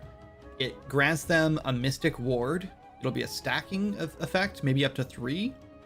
And then anytime you deal damage, anytime the Mystic deals damage, sorry, not the person with the Mystic ward, though they would also trigger it if they heal themselves. Anytime the Mystic deals damage, everyone in a certain area, like it'll like trigger an area thing, hopefully, will then trigger like one of those wards and remove a stack and also heal them for X amount of health times that stack number. So let's say you have 3 wards. Let's say it heals for 2 damage per ward. You have a stack of 3 wards. And then the Mystic does damage with a spell. Probably just spell damage, probably not regular melee damage because that, or physical damage, because that'd be, maybe. Should it be any damage? I feel like that's going to be problematic. Maybe not. Imagine like a rogue healer. Like you could drop like a healing circle, right? So let's say you drop a healing circle at like your feet, but like at the edge of where you're standing, right? You're tanking. Your party is standing behind you doing AoE and healing, right? And you are just, maybe you're not tanking, whatever, it doesn't matter. You just drop a healing circle around your party, right? Everyone is getting healed every tick and stacking up that Mystic ward. And then you are just doing melee damage. Every time you do melee damage, they're getting healed for 2 times 3 health, 2 times 2 health, 2 times 3 health, right? I mean, I guess you're attacking fast enough, you'd probably be down to like 2 times 1. So it wouldn't be as useful for like a rogue because it wouldn't be stacking the ward fast enough, probably, compared to what you're damaging. So like every couple hits would probably be closer to a heal. But still, you'd be healing your entire party with like every 2 or 3 hits. Now imagine if every single player has healing circle on them. Or circle of healing spell. And every single player has taken that one first tree, that first ability node. Let's go Mystic.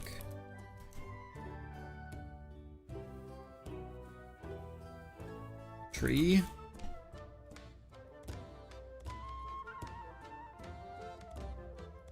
It's not first. I'm lied. So you have to be level 10, 12, 14 to take this. So a level 14 Mystic. And you have to put 3 points in. So it's 3 of your mastery points into this. I don't think this is one of those situations where every single player would do this. Which is good.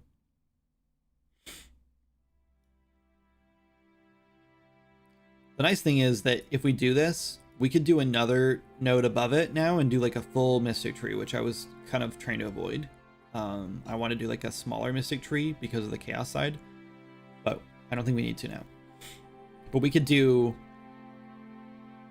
yeah, another node after this that like just maybe like we just empower our damage dealing abilities or something. All this is healing related stuff, and this would be like empowered like damage or something.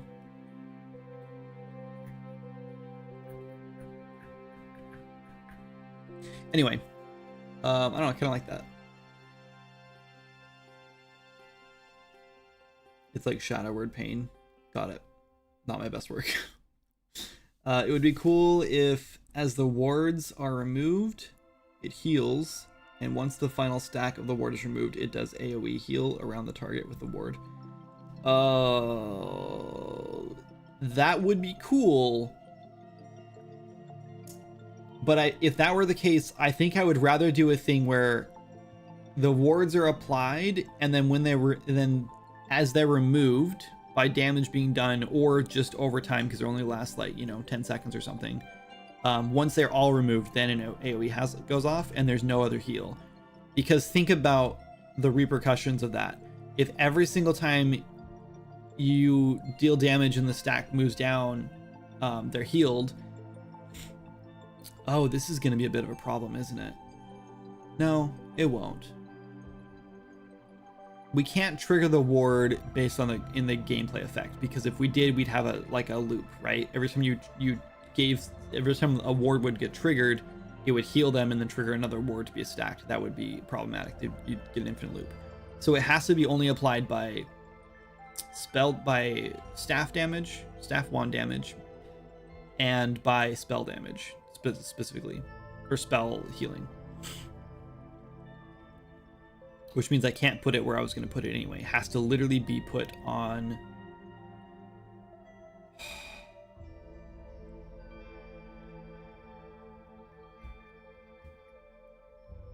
Maybe it's fine.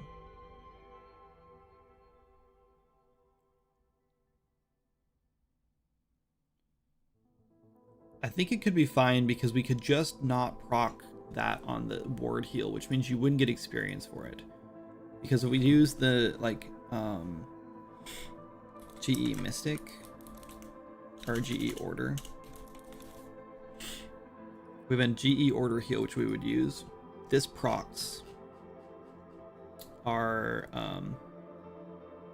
GXX proc damage, which is exactly what triggers. Sorry, this is probably a bunch of jargon that you guys are not following, which is fine.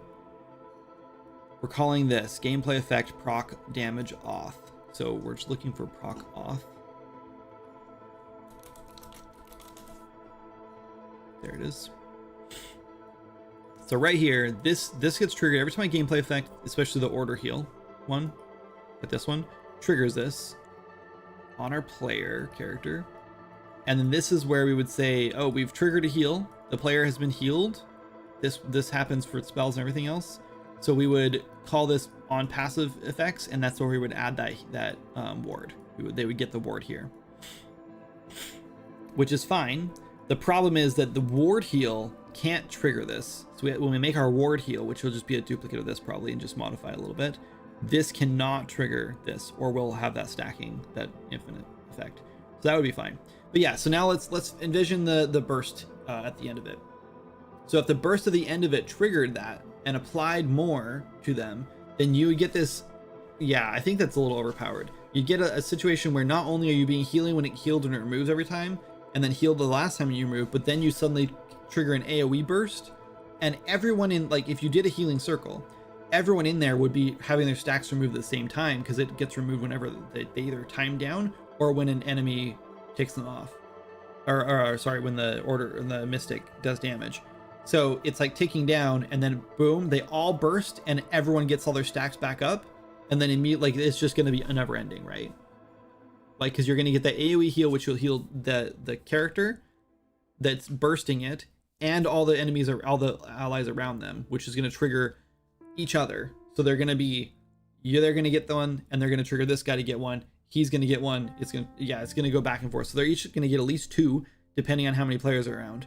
And then you just start over. So like, basically every time you deal damage, you're going to heal someone for two. This is going to be way overpowered.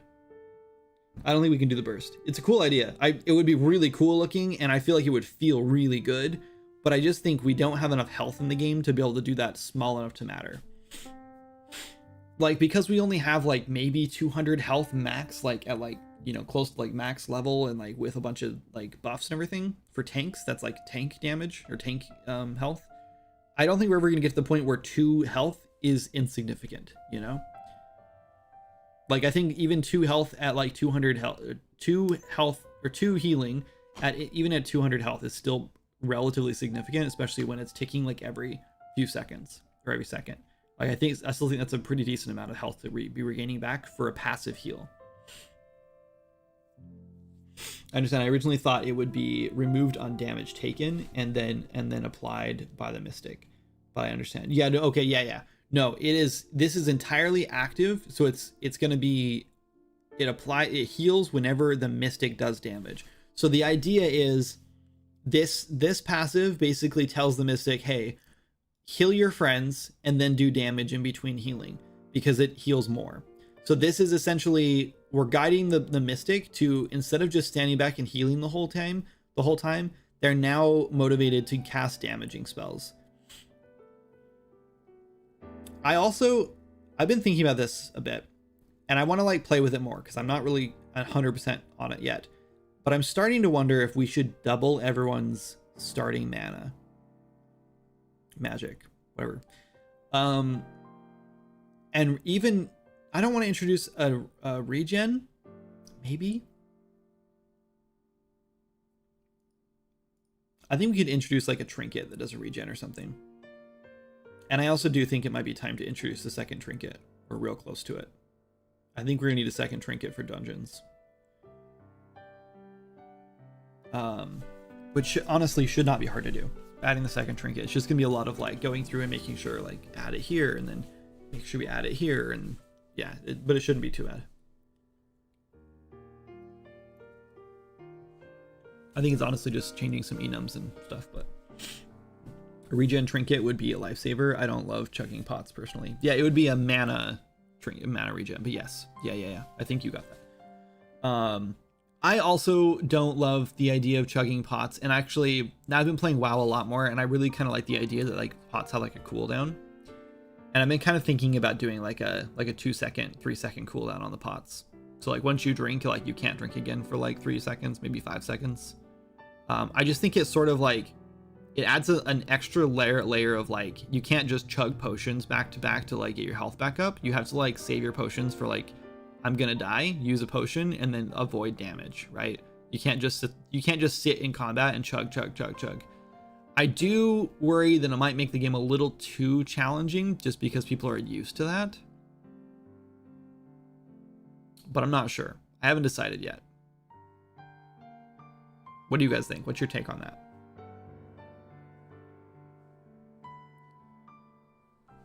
If you're going with Unreal, sorry, let me get caught up. Sorry, Omega. If you get to go back and do things, if you got to go back and do things all over again, 1, would you choose Unreal again? assuming you will get the same grant from other path, Epic Mega Grant. 2, if you're going with Unreal, will you choose Blueprint or C++? Okay. If I could start over fresh, I would 1,000,000% choose Unreal Engine again, even if I knew choosing Unreal would mean I would not get the grant again. The grant was $10,000, which right now would be huge for me, right? That would pay off some of our bills and like put us in a really nice spot so we could, breathe a little bit. But in the long run, knowing how much money Swords and Magic made, there's a lot of different financial choices I would have made along the way. Switching from Unreal Engine choosing Unreal Engine is not one of the changes I would make for sure. So yes, I would definitely use Unreal Engine again, but that grant in hindsight, $10,000 at the time, not a big deal. It was actually one of those situations where I wish I would have just gambled a little more and just asked for like 25 grand, 30 grand even, maybe even 50.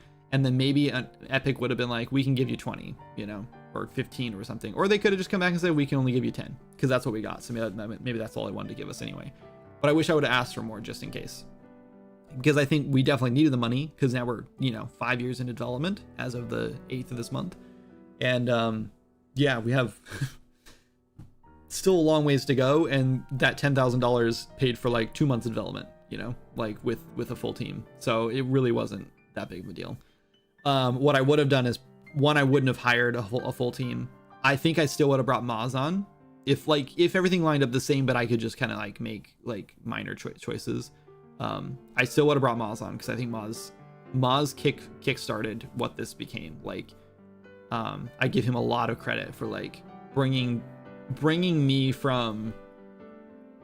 and the game from like this solo little indie project as like a single player, like kind of dinky idea, into like a more serious game, and brought it into a more serious light. And I don't think I would have taken that step if it wasn't for Maz kind of like pushing it that direction. So I think I still would have brought Maz on. I know things weren't like perfect near the end of our like working relationship together, but like I like where we ended up anyway. Like Maz and I are good friends, and I respect him a lot, and I'm really glad that he was part of the team for when he was. Anyway, I wouldn't have changed that.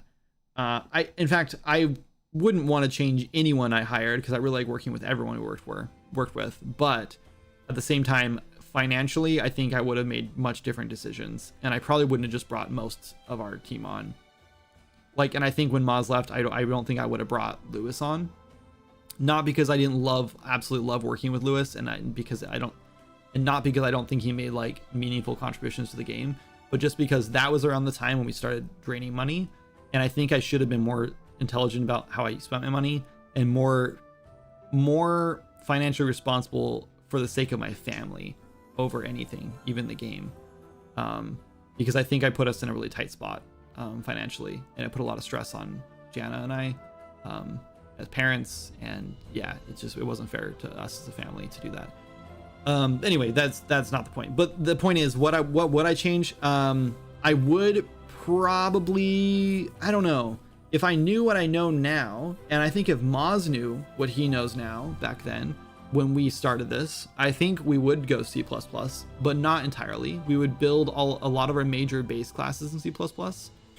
I would have built way more modularly, and when we went to put a feature in, I think Maz and I would have sat down and talked about every single feature we wanted to put in, and talk about the potential use cases for that in future updates and future zones and future, like, for other future features, to make sure that we built them in a way that like made them more modular and possible to expand on, right? Because right now, one of the biggest issues with Swords and Magic is every single time I want to change anything, I go back and start looking through all of our code, and none of it is built to like accommodate what we need, right? There's so much stuff. There's so much stuff that just was built for a specific thing, and that's all it works for. And so if I want to change it, I break a lot of things to get it working correctly, because I had to like add a bunch of modularity, and then I had to go back in and like modify the things that touch that thing to make sure that they're like sending information across that they need and stuff that they weren't able to do before. So like, for example, I'm not gonna give an example actually, because it's probably too much work just to come up with an example, but still there'd be a lot of work. Um, understand. I originally thought I would a regen trinket would be lifesaver unless it's clear that there's a cooldown. If it will feel clunky. It will 100% be clear. You'll get a buff icon on your bar. So right now, I'm pretty sure for almost everything that has cooldowns, you get a buff icon, a debuff icon on your buff bar that shows that cooldown. For example, I don't know. I don't have a good example right now. I think we could try to trigger. That's not. We could try to trigger our druid earth armor.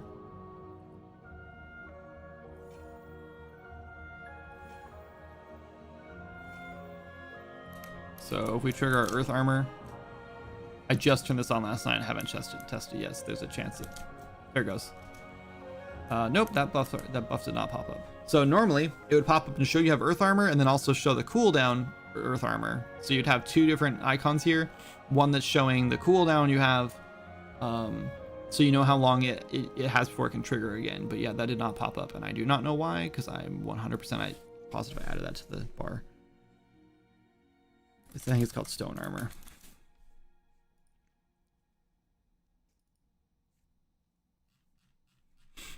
Yeah, right here.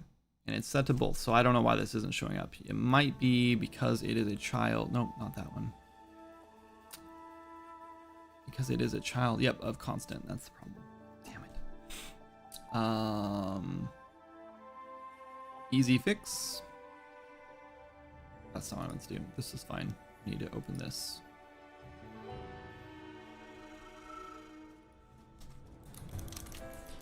There's a bunch of things I was adding to a bunch of buffs I was adding, different things, and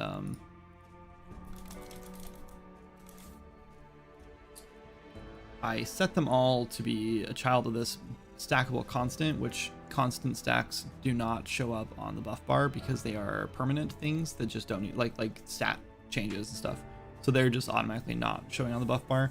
But I'm starting to be tempted to just have like tick box that just says hide from buff bar, or like show on buff bar, I guess. So like these stacks can still show up in there. But yeah, it doesn't change anything if I change this to buff master, I'm pretty sure. So yeah, it should show up, which is probably why a bunch of other things that were supposed to be showing up are not showing up. We'll fix those later. Death's Door music. Yeah, I think I have the whole album on here too. I don't like the idea of having to rely on potions, but I like the idea of changing the gameplay a little more to avoid attacks instead of just chugging. I think the chugging removes the ability to attack though, right? So I guess there's a little bit of drawback, yeah, when you chug a potion. So we have a potion on 2. So if we're actually, sure, whatever. If I'm attacking and I use a potion, I can't attack that. I was like spam clicking that whole time. So yeah, you get like about a 1 second time where you cannot attack, but you can pretty much chug potions as fast as you want. Look how fast I can drink these potions, like 1 a second pretty much. Like, and you don't die, you know what I mean? Like this, like it recovers 15 health, which is not a significant amount of health for this one, but like you have the greater potions and stuff too. But still, like you just don't die. You can just literally hold that or keep chugging those, and you can make hundreds and hundreds of potions quite easily once you get to alchemy. So it's really not super. I think if we gave these like a 10 or 15 second cooldown, so you drink your potion, boom, you get a little potion cooldown right here, so you can't drink one again, and then this just like errors out and pops and says like you can't do that yet or something. I think that would, people wouldn't have hundreds of potions on them. You know, they might have 1 stack of 100 or whatever, depending. And then they would use those potions when it actually mattered. They would use the potion when it mattered, and then they would have to dodge, run away from combat or whatever to survive. And I honestly think that would definitely be harder, but I think it would also make combat feel a little more meaningful. I am learning, playing WoW hardcore right now, that like when there's actually something on the line, the game feels a lot more fun. And don't get me wrong, I think this is a very casual game, and I don't think we need to like we have a hardcore mode if you really want to play it. But I do think that like having a little bit more of a challenge and putting something more on the line is going to be can only make the game a little like better, like feel more immersive and more important, I guess. I don't know. It's like, I think it's sort of like, if you guys ever played like a horror game and at first you're like really scared and you're like, oh my God, I don't want to die. I don't want to die. I don't want to lose or whatever. And you get chased by the monster or whatever. And then you get caught and it was like super scary, but then you've been caught. And then the second time there's a, like, you're like at 80% of that fear level, you know, maybe 70% even. And you're like, that wasn't as scary. You know what I mean? Like, you know what's going to happen, so it's not as scary. And then you get caught again and that fear drops a little more. And then it slowly goes from being scared out of your mind, really afraid of getting caught by the thing, to this is now just a skill challenge and I just have to get past it. You're no longer afraid. You're now just like actively thinking about what you need to do to get through the challenge, to get to the next thing, just like any other game that wasn't a horror game. So you lose that sense of horror really fast when you keep failing, right? And I think you can kind of take that same concept in like in Swords of Magic, for example. Before you die for the first time in Swords of Magic, I feel like people really value their character's life, right? They don't want their character to die. They're kind of afraid to die, not like a horror game afraid, but they're still like scared to die, right? They don't know what's going to happen, and that fear of the unknown sort of gives them a reason to like fight harder, to try harder, to like use their potions, use their stuff. Like they don't want to die, right? Not all players, but I do think the majority of players do see like this. The stakes are higher when you first start a new game, and you don't know what happens when you die. Then in Swords of Magic, you die, and you're like, whoa, I can fly around. Cool, that's neat. Oh, I can go over here and respawn, or in 30 seconds I'll respawn. Cool. And then suddenly that fear of death is kind of gone, right? Now you know, well, if I die, nothing happens. The most difficult thing is I have to use a potion again after I die because I don't get to my anchor in time. Oh, that does actually heal you. But anyway, if I wait too long, then I have half health, then I have to use a potion or whatever. And then that fear of death is completely gone. And I just feel like it's sort of like, it's no longer important, you know? Like, you can die 100 times to any combat and just come back and try again.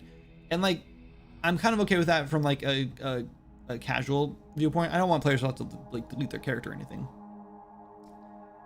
Oh, we're in an ad break.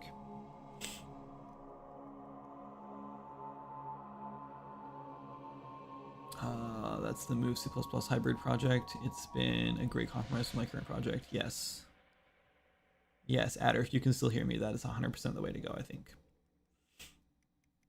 So I remember telling you to build modular ages ago, as I just started my own developing journey, and I got constantly told modular, and you were like, that's not possible. I don't know if you can hear me, Red, but I don't remember that. You can, you're a sub. I don't remember. One, I've always believed in modularity, I think, unless I didn't know. Unless I didn't know that was a thing. Maybe I didn't. Maybe I was stupid. I don't know. There's a good chance. But like, not everything can be modular.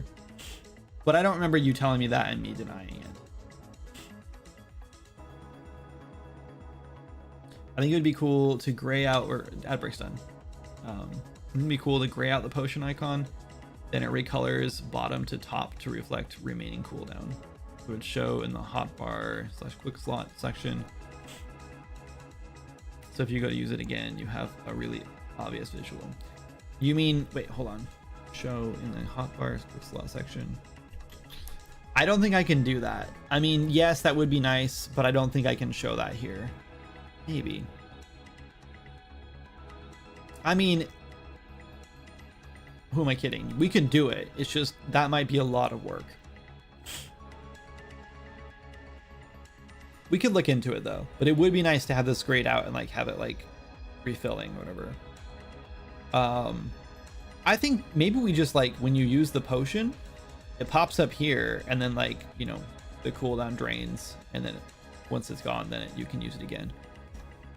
I think just showing like a potion with like a little do not use icon or whatever, like this one. Wait, hold on. Have our skills too still? Nope.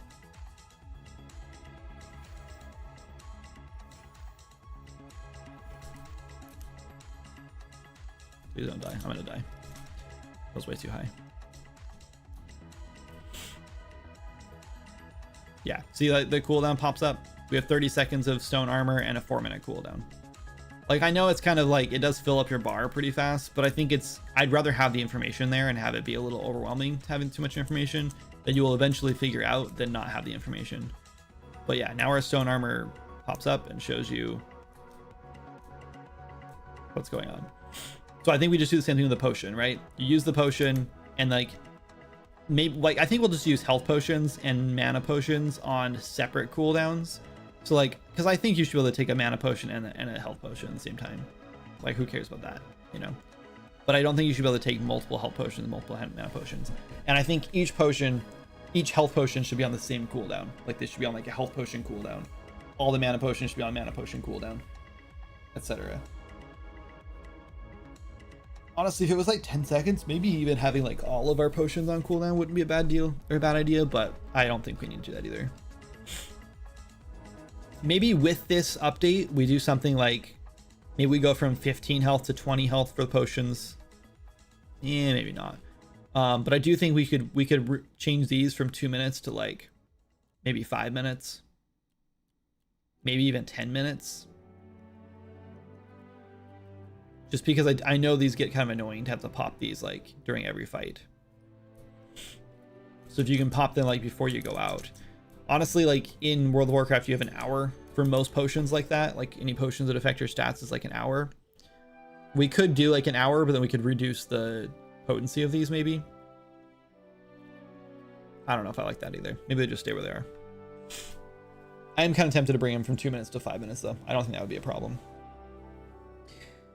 Anyway, I don't know. I don't know if there's like a way to like really mitigate that whole like losing your fear of death in the game, you know? I think that's always just going to happen in games. Even like in like hardcore WoW, right? Like I haven't died yet, but I know the first time I do, the second time around, I won't be as scared to die. Maybe I will, because I know how much progress is lost, you know? So maybe I'll play it even safer, you know? And I'm not proposing we have to do something like that, but I do think that it would be nice to have something that makes players go, okay, I definitely don't want to die again because that sucked, right? Something about that was not pleasant, right? I like the idea of like losing items or losing gold. Like maybe you lose like a chunk of your gold or something. Maybe you lose some experience. I'm kind of down for that too. Like losing a little bit of experience and maybe losing some gold. Maybe both those things would be nice. So there's some sort of drawback. And maybe these things are not present on the easy mode and they're present on the regular mode, and then hard mode is even more so. And then hardcore mode obviously doesn't matter because you die, you're done. So anyway, lurking.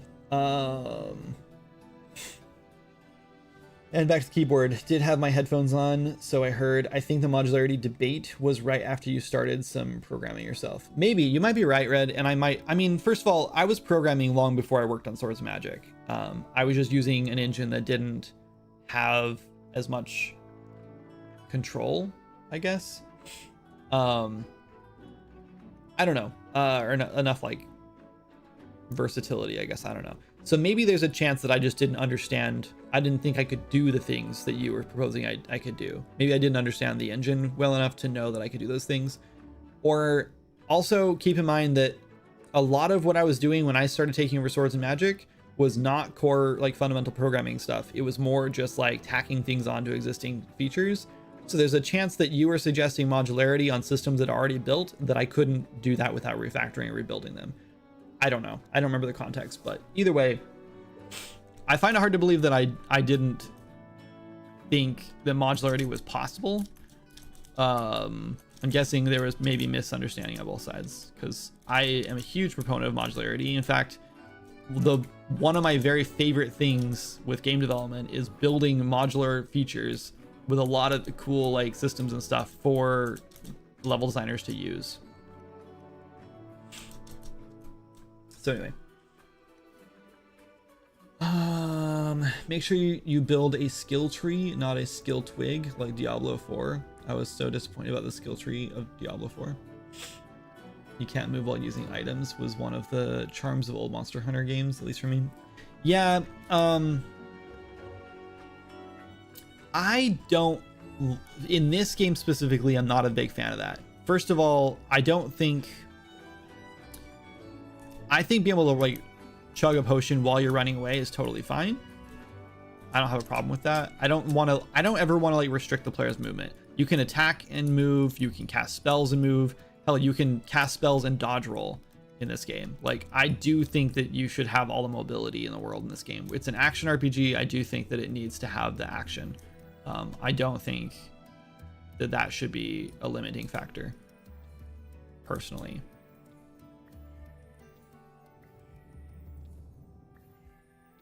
I like the mobility in the game. There's lots of ways to increase your movement speed and like dodge roll, and like there's gliders, which I don't have equipped right now, so I can't use them, but I'm trying to.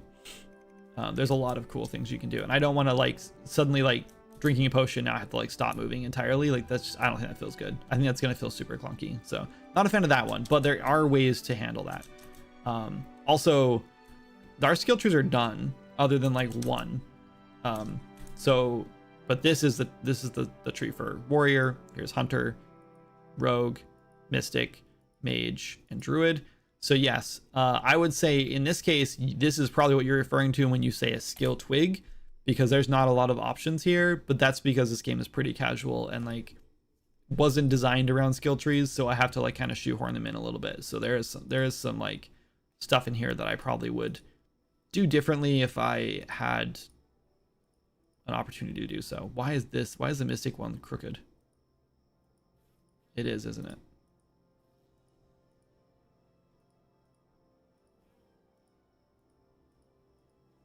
This one looks crooked too. They're like all a little off-centered from each other. I wonder if that's like driving anyone completely nuts. It looks like the hunter one's a little off. I don't know if I want to mess with it at this point, but mystic is way off. We should definitely move the mystic one over.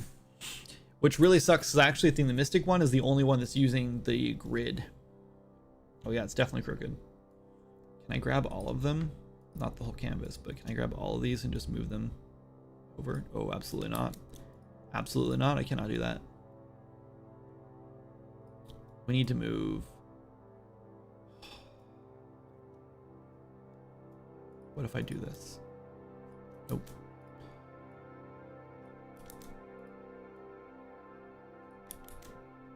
You don't even have the grid on.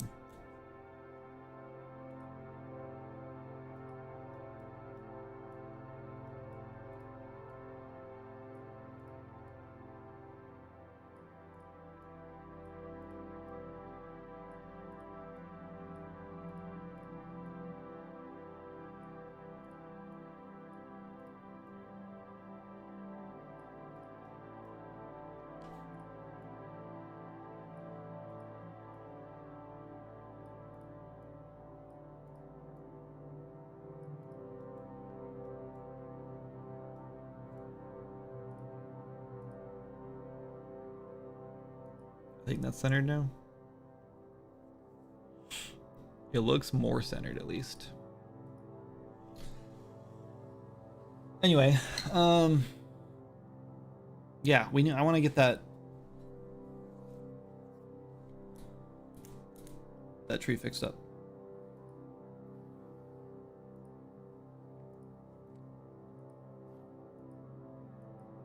Much better. The hunter one is still a little off, but I don't think we can really fix it. I think it's fine.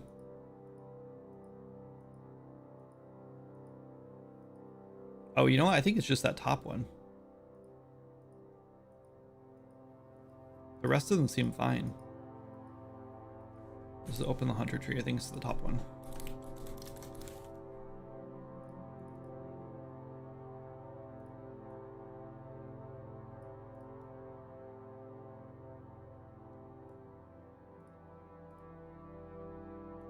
Okay. All right. Okay, let's go.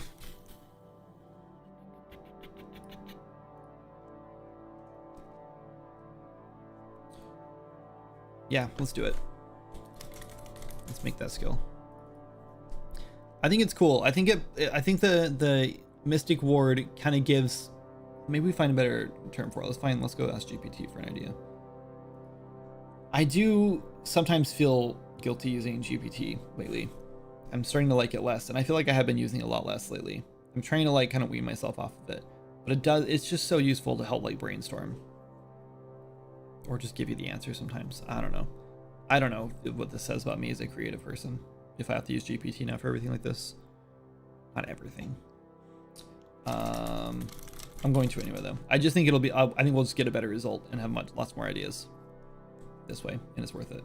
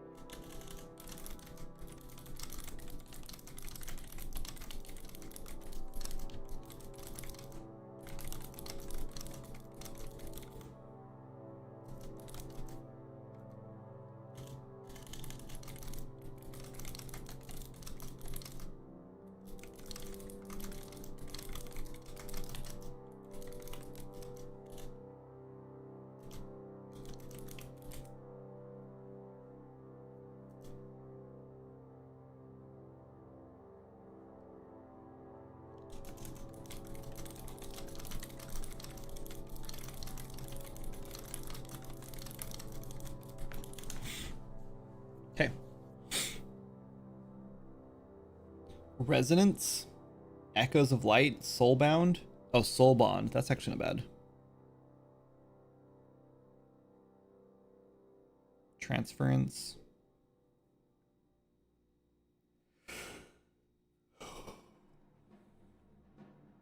Mystic Mark. That one's kind of cool. Okay, that was actually. So this actually says Imperial Mark, and then my brain put Mystic in front of it. I kind of like that. Also, Luminous. Luminous Mark would be kind of cool too. Especially if it like triggered like like an orb over your head, so you knew you were gonna get healed. That would be kind of cool. I think I kind of like that.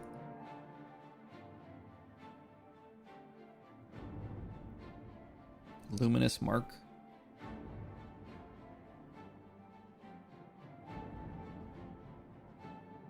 What do you guys think? Man, my God, we've made so many Mystic abilities. We have from 24 to 38 are just Mystic abilities because we keep remaking them.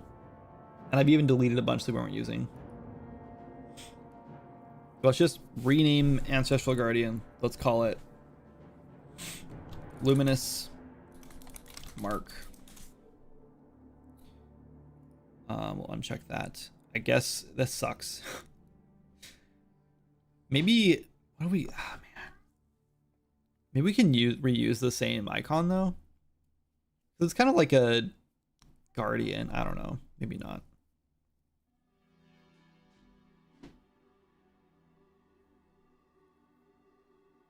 I really like the icon. It sucks we're not able to use it. It's fine. We're gonna keep the icon for now.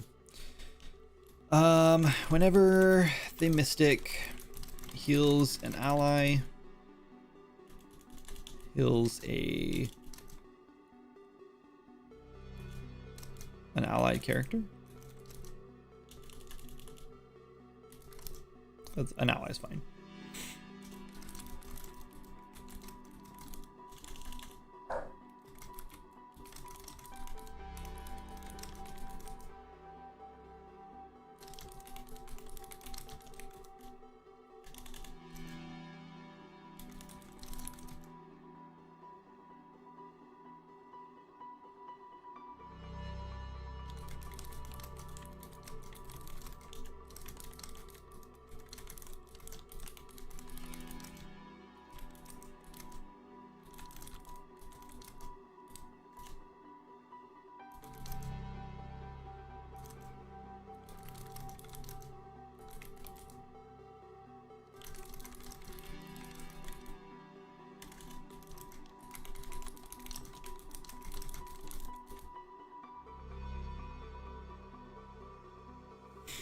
I think that's good enough. Okay.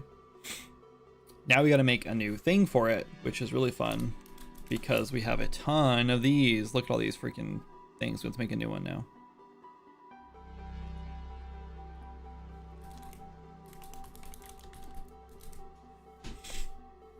And baby is asleep. Nice. Mine literally just woke up. I can hear him running down the hallway right now. Okay.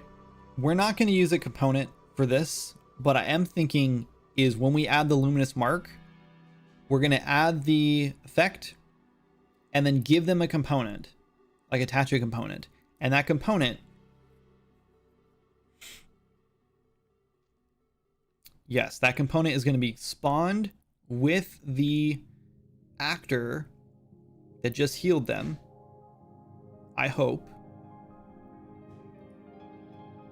Yes, it is.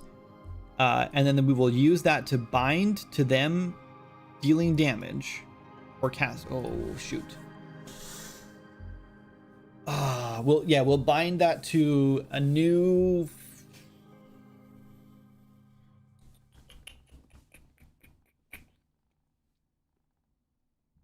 We're gonna have to bind that to a new thing we put on them, I guess. And whenever we deal damage, we need to call it, and we'll call that bind. Yeah, and then that will trigger the heal. That means that you will be able to put on multiple stacks of this. How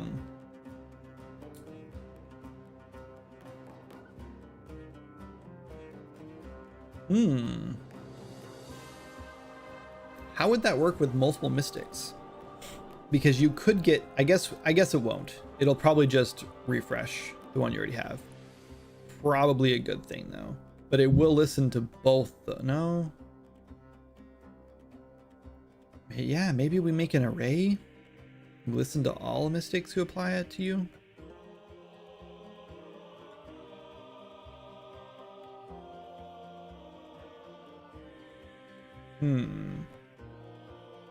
No, I think we'll add separate components for each one, and then that component will just last.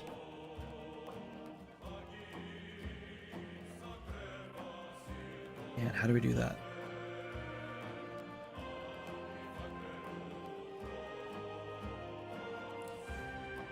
Yeah, actually, we will add a new component for each one, so a player can have like 15 of those components on them if you keep healing them.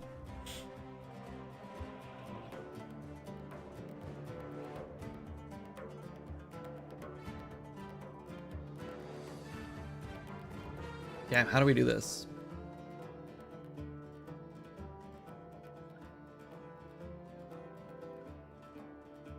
I'm glad we decided to write this whole thing out and like think about it before we started building it, because now I'm thinking this might not work. We did. I'm gonna take a quick break, check on the baby, and Jana, and use the bathroom, and I will be right back. We're gonna run an ad while we're gone.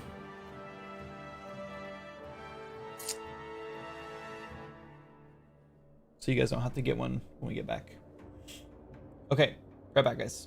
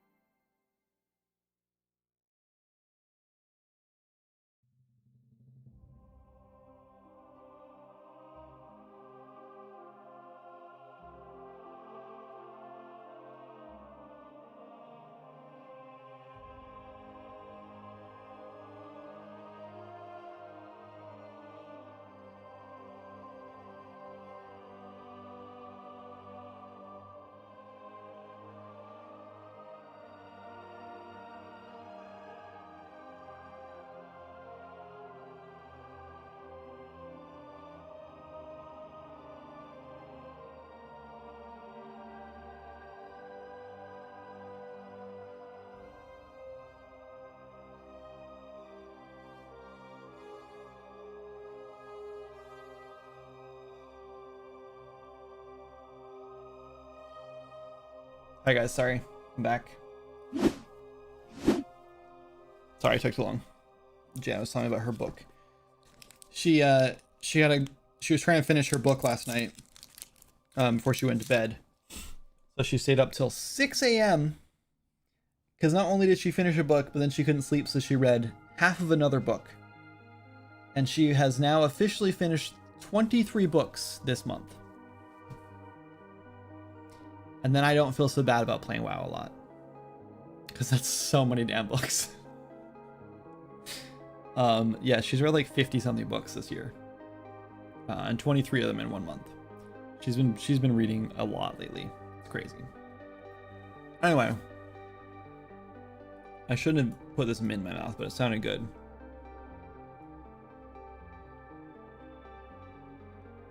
So now I'm eating it while talking. Okay, so I think what we're gonna do, I was thinking about this for a second. Oh, I didn't even use the bathroom. I'm good at this. I'm good at the streaming thing. Really use my time wisely. So I think what we're gonna do, it's fine. I'll be good for a few minutes. Instead of adding a component to the target, I think when the player heals someone,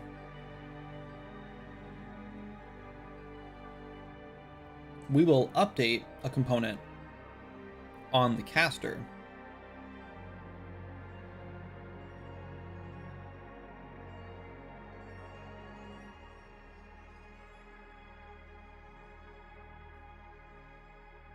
You know what?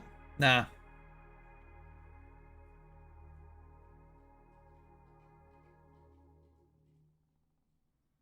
What if we...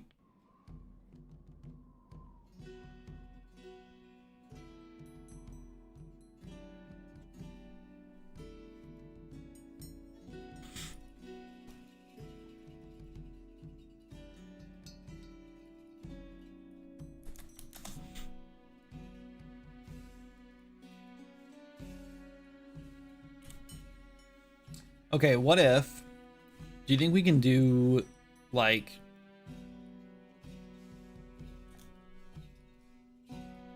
Get ability system component and do like effect tag, get active effects with tags, with all tags, and we put in our tag here and we do like get a copy. What can we do with this? What is this? It is a handle. Can we do...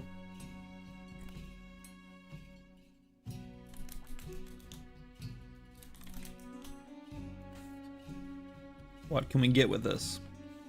Nothing. Ability, gameplay effect. I wanted to get the person who cast it on them, but I don't think I can get that.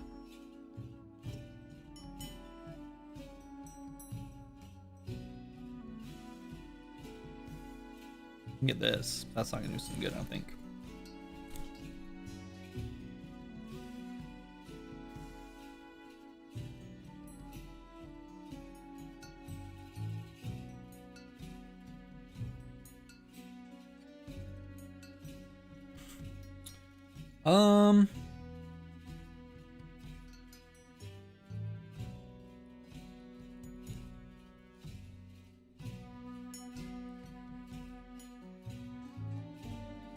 The problem here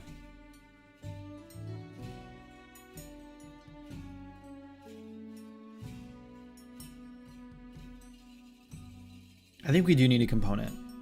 I think we need to make a component that we attach to the player here. It's like we healed, and then I guess we'll do it in here. We'll check to see if this is if they have the tag. We'll do this. Oh my god. You can't do Control D anymore for some reason. Very annoying. Okay, this is our new passive, whatever. If they have the tag, then we will add a component to the instigator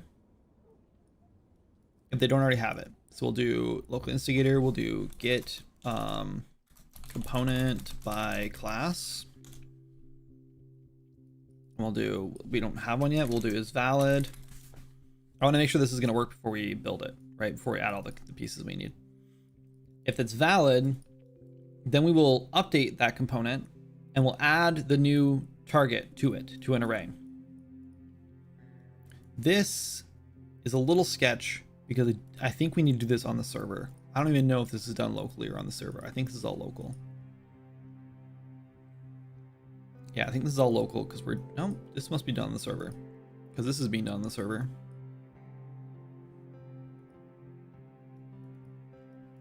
Let's assume this is a server check.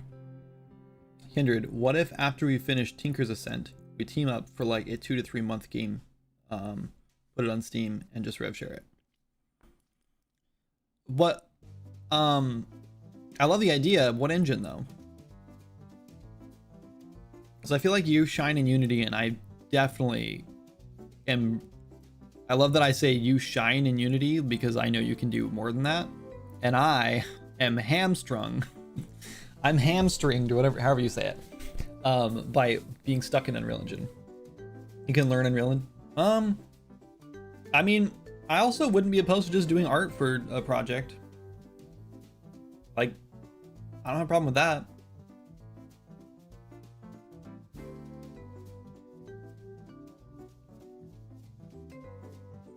What studio would we release it under?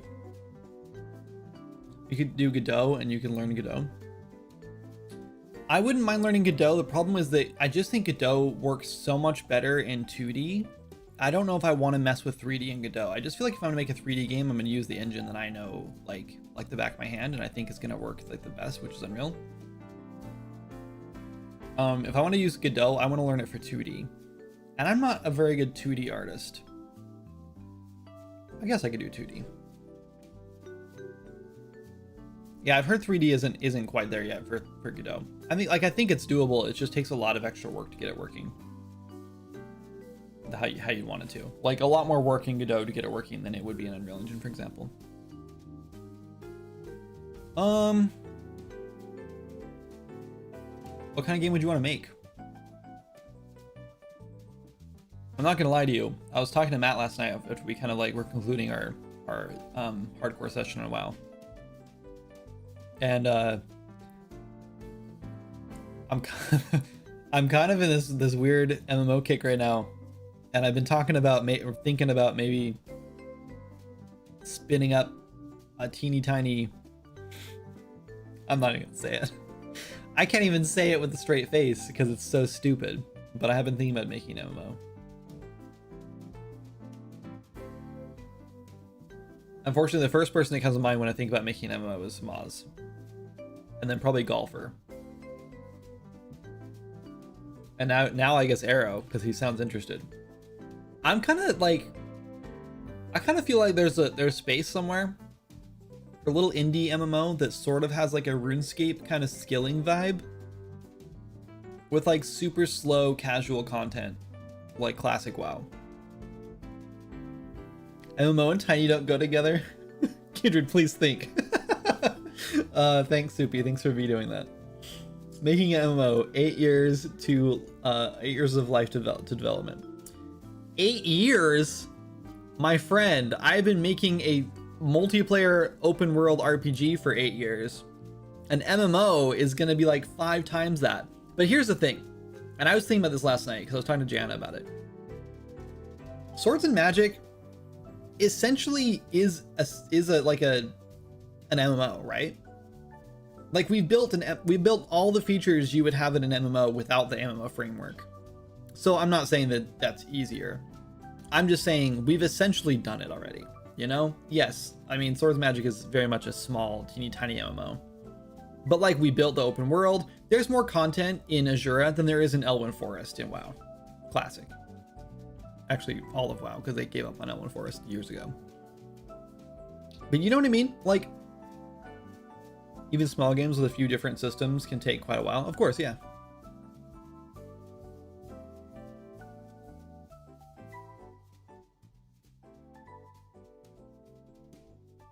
Kendra, how's your game coming along? It's going. Doing okay. We're on the verge of releasing skill trees, but I'm kind of refactoring a couple things, or redesigning and rebuilding a couple things right now that aren't quite working how I want them to. So we're kind of in the middle of rebuilding, and I still have to add a whole nother like portion of a skill tree in that I haven't done yet. So there's still a lot of work to do, but we're getting there. I support it. Go for MMO. I just think like it would be fun. I just like the idea of having like a lot of players in a game. And I just think there's still a ton of space to experiment in the MMO world.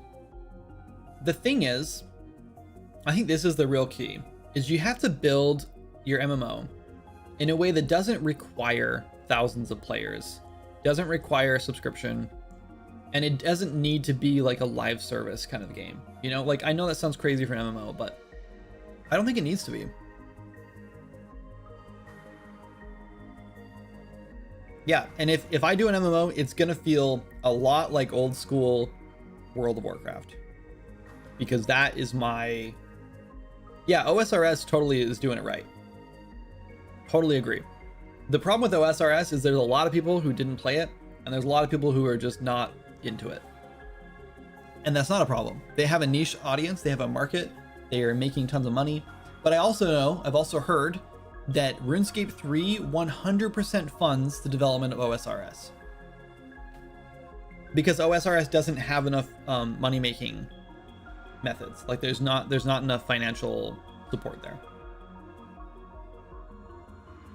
If we wanted to make a RuneScape like MMO, then I would want at least like 6 months, I think. We would need more than that, I think. I mean, if we did something like RuneScape where you kind of just build systems and let players play, and you don't have to build like theme park systems, like theme park content like World of Warcraft does, yes, you can make something much smaller and much faster. Okay, bye. But I think no matter what you do, if you even just put the words multiplayer in your game, especially with like open world, and that's an MMO has to be an open world. Like how could you do an MMO with that one, you know? I guess you could do like Guild Wars, which is kind of lame, but still even Guild Wars was open world. I think no matter what you do, you're still stuck with like at least a year of development, just building content. And I think like, I don't know. I think there's just a lot of space to experiment in the indie scene for like old school MMOs. And I think we're learning something right now with WoW Classic. WoW Classic, especially hardcore, is pretty big right now. And it might just be because there's a lot of streamers playing it, and that's fine. And again, I think if I wanted to do an MMO, it would have to be approached from a point of like, we're doing this because we love MMOs and we love making games and we want to build something cool, not because we want to make money, right? I think 1000% you have to go into making an MMO as a passion project that you just care a lot about and you want to bring a cool experience to players, and the goal is not to make money. Like if your goal is to make money, I think that's where everything falls apart. Using Spacetime DB, I've heard of it. Yes, apparently it makes it super easy and permanent for performant for making multiplayer games. For Unity, right? Or is it for is it for multiple engines?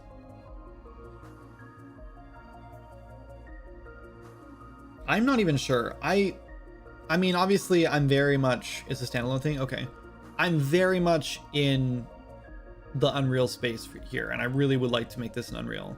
I think that UE5 has a lot of features that make MMO possible. In fact, Maz and I have been talking, not recently, but we talked a lot about 5.6, I think, released a bunch of stuff for MMOs, like the MMO like sort of like framework that makes it much easier. So I'd much rather stick to Unreal, making a way to hook it into Unreal easily, I think. Cool. But yeah, Unreal 5.6, I'm pretty sure, might be, yeah, I think it was 5.6, released a big like framework sort of for MMO. And I would definitely talk to him, to Moz about that more. I truly think that if I wanted to do this, I would probably go to Moz first to like see if he's interested, because I think he has the most experience with this. I don't know. I don't know if this is actually something I want to do or not.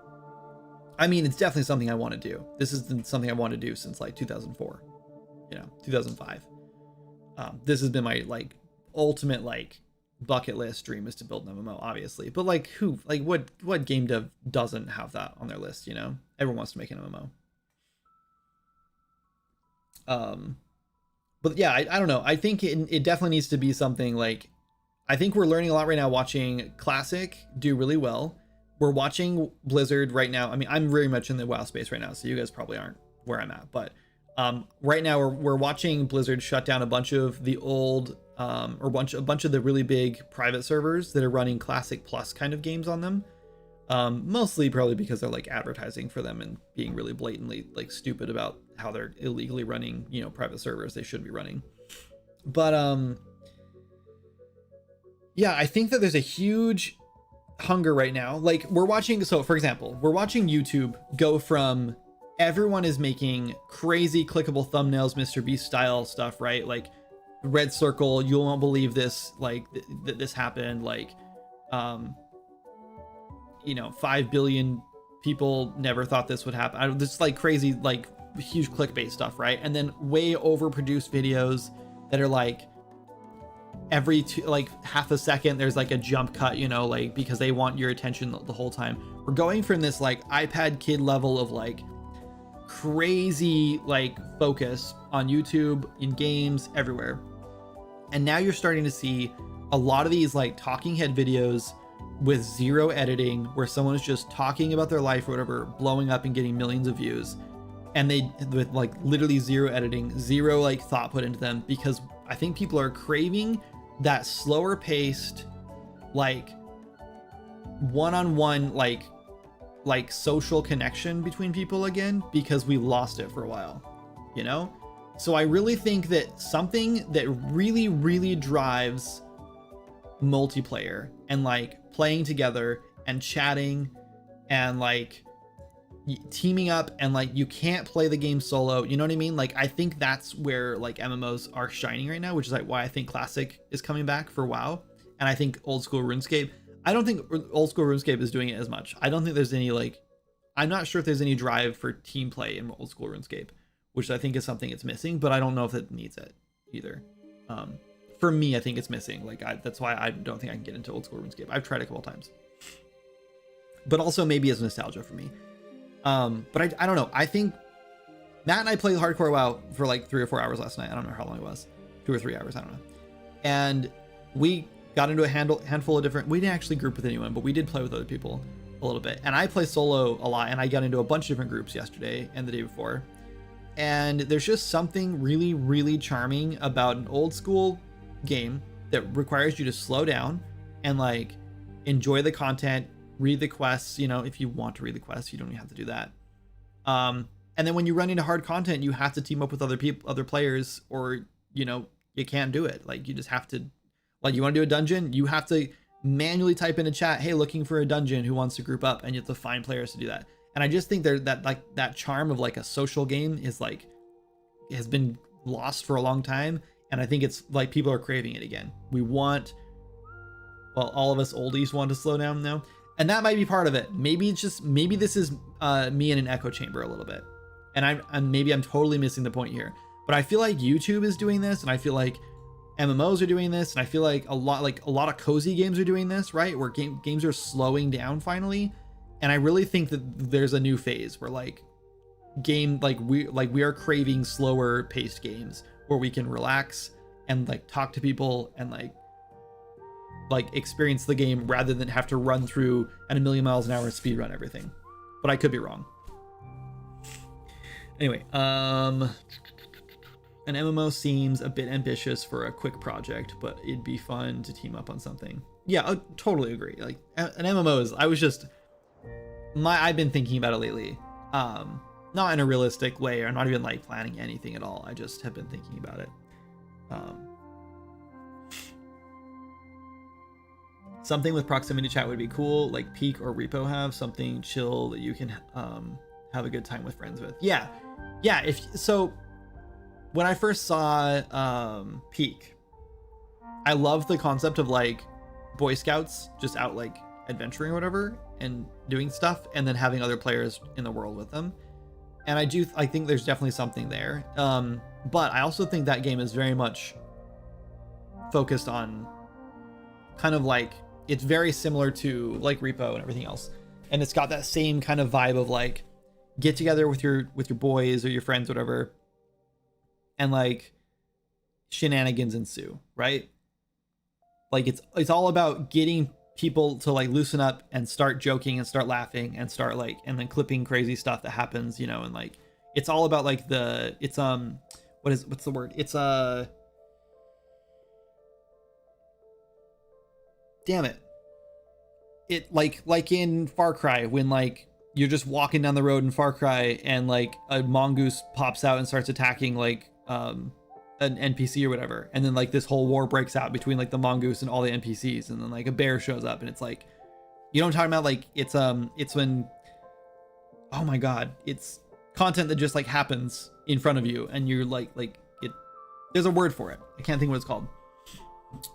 There's a term for it, but basically I think that that's where games like Peak and stuff like that work, is because that sort of content, like there's a freaking word. There's a word that's on the tip of my tongue. But that's GPT. Divergent? No. Divergent gameplay?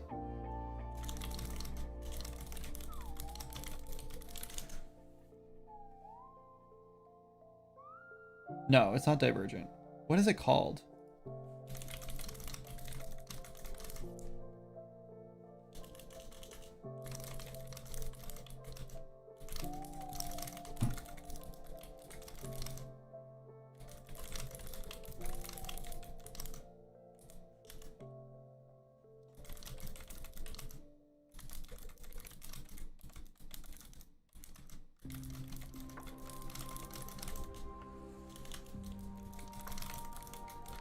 Emergent. That's the word I was looking for. Yes, emergent gameplay. Thank you guys. Thank you.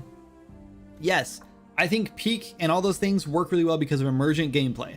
And it helps a lot that you have multiple players running around, right? Because then that emergent gameplay like happens, right? There's always like a weird enemy that like shows up, or like random events happen, like that emergent gameplay where like AI triggers something else to happen or whatever. That's when like, yes, GPT also answered it right when you guys did. Thank you.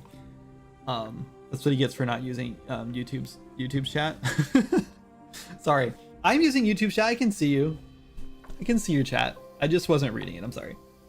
Or it popped up slower. I don't know. Anyway, yeah, I think emergent gameplay in games like that work really well. I think that like, I think you can do something really cool with like proximity chat and like RuneScape, and having a little bit of emergent gameplay.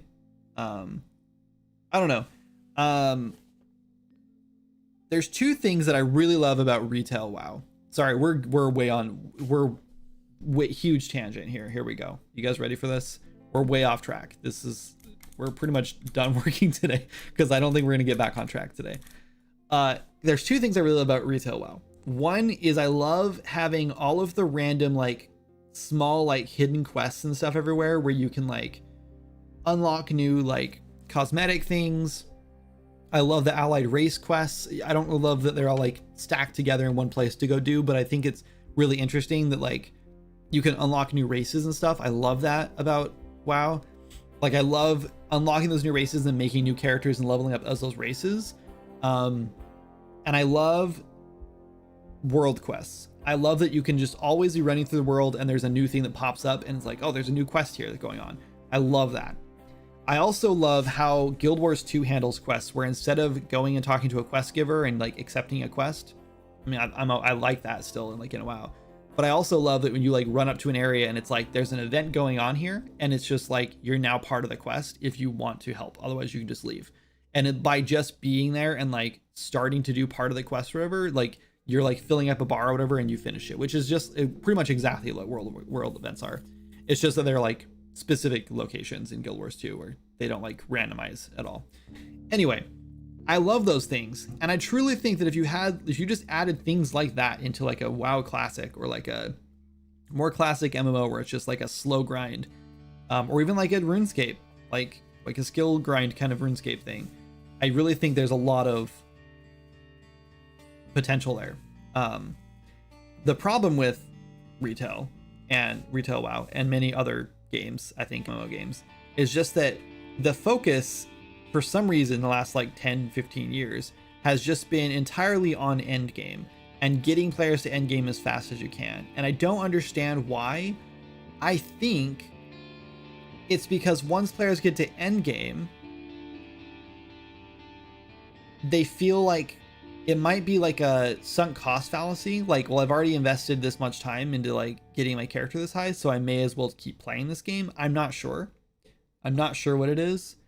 That might be it. It also might just be that once you've invested that much time, you're more willing to spend money on the game because you think like, well, I've done all this, I may as well buy this skin or something, you know, because I want to look even cooler.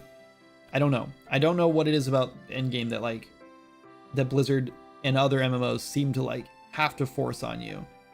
I truly think that WoW shines and WoW is special because of the leveling content. I think as you level up and you have to group with players and you meet new people and like those are adventures, right? Like having adventures, I think that's what makes WoW special and what I fell in love with it, or why I fell in love with it. So we did good for a while, but yeah. Today's challenge, try to get Kindred to not talk about an MMO.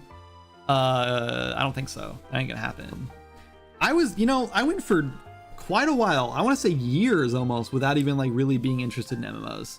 But I started playing WoW again and it's got me back. I told Jana last night, playing WoW Classic Hardcore, I don't know what it is, but I feel like, especially like last night, like playing with Matt and like actually having a group and like playing content together, I feel like there's this weird spark that I like from the game, well, at least from WoW and maybe from gaming in general, that I truly don't think I've felt since I was a teenager. Like when I was like 17 playing WoW the first time, like there was like a magic, maybe I was 18, whatever. There was like a magic to WoW that I did not feel. I haven't really felt since then. And not that I've been like chasing that or anything. Like I've had a lot of fun in other games, you know, like there's a lot of games I really love. But I just think that like I haven't felt that sort of like magic or that like spark since then, and I'm starting to like feel it again with WoW Classic, and it is so much fun. There's just something about like the slow grind and meeting other players and like the difficult content that it's just like really fun. And I don't think you can find that anywhere else. Like I don't know what other game has that, you know. Maybe I'm crazy and you guys are like, duh, it's in like 15 other games, but I just don't think there's a game out there that has like that like social requirement and that like social like drive that like kind of pushes you. Like, I mean, you can go into WoW Classic trying to play single player, right? And that's fine, but unless you're like intentionally avoiding other people, like, which would be dumb, I don't know why you'd do that other than like for the challenge or whatever, it's kind of hard to like avoid groups, you know. Like you're gonna get to a point where you're like standing next to a difficult enemy and you're like, I have to kill this thing and I don't think I can do it, I'm gonna die. And then some random person's gonna pop up and be like, hey, want to team up for this? And they're just gonna invite you to a party, and you're like kind of thrown into it, right? And I mean, obviously that requires a big player base to get to that point, you know. And I'm not saying like we can do that, but I just think there's something magical about it.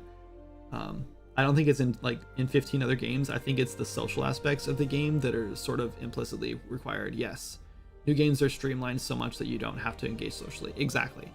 And I think that was designed on purpose. I think people got away from the social aspect because they realized so many people are antisocial. And I'm very antisocial. Like I get nervous to talk to people on the internet for some reason. Don't ask me how I can stream. I don't know. It doesn't make sense to me. But yeah, I don't know. There's something about WoW that like, there's something about just games in general when you're required to kind of like play with other people. I mean, I played a lot of like first person shooters and stuff. Like I was really onto a finals kick for a while. I played a lot of the finals. And I guess that was okay. playing with a handful of people, but still like there's just something different about like a cooperative game, a PvE game, when you like have to team up to like do difficult content and stuff. And I just think that's really fun. I don't know. WoW is scratching an itch for me right now, but there's also a huge, because of like what I love about retail, like the extra classes. I really do like the art style. I love the new art style in retail WoW. I think that's like one of the most gorgeous games I've ever played. I'm just always been a huge sucker for Blizzard art though. And like there's a lot of cool things in retail WoW that I really do love. A lot of nice features, and that are probably never going to be in Classic, right? Unless they do like a Classic Plus. But I just think that there's also the biggest issue with Classic Plus or the Classic that I'm going to run into is that I've done all this content when I was a teenager, and right now I'm reliving it now, and it's like nice and like it's cool seeing it all again. But there will come a point where I'm just like, I've done this, you know, I've done this so many times that I don't think I can do it again. And like once you hit 60 in Classic, it's sort of like, yeah, there's some extra like end game stuff you can do, which is cool, but it's mostly about the process. Like it's the adventure, it's the journey getting there. And I think that once I've done that with every class, if I even get there, you know, I'll probably give up before then, but who knows? I don't think I'm going to have any reason to keep playing it. So I do think that there is space for a game like Classic WoW that like introduces new content that makes that leveling process easier. So instead of growing the game vertically and making it harder and like higher and higher level and more stuff to do at end game, you just make the game broad, right? Where yes, you level to 60, that's it. But now, oh, here's some new stuff. Now you can level a new character that goes 60. Now here's a new class you can level to 60. Now here's a new race you can level to 60. Here's a new zone you can do it in. Here's a new feature you can do along the way. Here's this, like, I think that's how RuneScape is doing it, and it is working really well. And I think that's what WoW needs to do, Blizzard needs to do for a Classic Plus. And I think if they're not going to do it, I would like to do something like that. I think that'd be cool.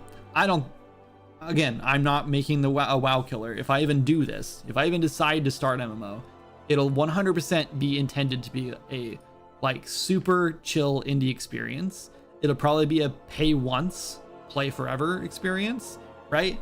I have no idea how much server upkeep cost is going to be, and we might have to have some sort of something like some sort of like, I don't know about a subscription model, but something that like keeps that cost like mitigated or whatever. Again, I feel like if you have like 20 to 50 players, like server costs are going to be negligible, you know, like maybe like $20 a month. I'm assuming maybe $50 a month. So I'm really not all that concerned about like server costs and like making money. But there will be a time probably, or there might be a time where like it does get out of hand and I can't afford it. And that's when things will be kind of scary. But I also feel like that's not a bad problem to have. I don't know. This is definitely not something I'm doing right now. This is definitely something I would be starting up as a passion project after Swords of Magic, either after Swords of Magic releases at 1.0 or when Janna goes full time and Swords of Magic can kind of just become like something I tinker with if I even want to work on it anymore. Because there might be a time when I just throw in the towel and don't work on it anymore. Because it's right now I'm more stressed out working on it than I am like enjoying it anymore. And also there's a lot of things in Swords of Magic that I would love to add, and like things that I feel like we've used Swords of Magic as sort of like a sandbox for a long time to just play with ideas and like try systems and stuff. And I'm getting to the point where we've kind of done everything that can be done in Swords of Magic that fits in Swords of Magic, and I want to explore other things that don't fit, right? More like difficult content and more like group stuff and MMO type things. So I do think that like moving on from this and starting a new like sandbox project for me to play with is a good idea eventually. Anyway, I don't know. I also really love the development process of like streaming the development, taking feedback, you know, making the game for the players who are playing it right then. I think that's really fun. And I think that's how I like making games the best. I don't really like making games and then releasing them and seeing people play them and see how they like. I like making games, releasing builds and seeing people play that build and that content, and then me going, okay, that would be so cool to add this thing, or this thing needs to be changed, and then playing with it, you know? And I think that's how I would develop an MMO, is 100% with the community right in front of me, right? Just like we did Swords of Magic. So anyway, if we do that, that's cool. But Arrow, if you want to make something smaller, I'm down for like a 2-month project, 2 or 3 month project. It does not have to be an MMO. I'm so sorry I got in this huge tangent. I can tell I lost everybody because everyone stopped responding in chat. Let's make do it.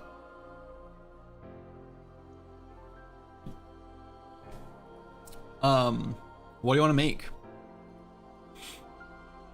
I am gonna do the game jam next month, but I don't know. I want to make a horror game, but I'm also kind of like, I don't know. I'm not like super vibing with it. At least I haven't been lately. Probably just because I've been playing a lot of WoW. So I have been very much in like the fantasy headspace, which I almost always am. That's just my bag. I love fantasy.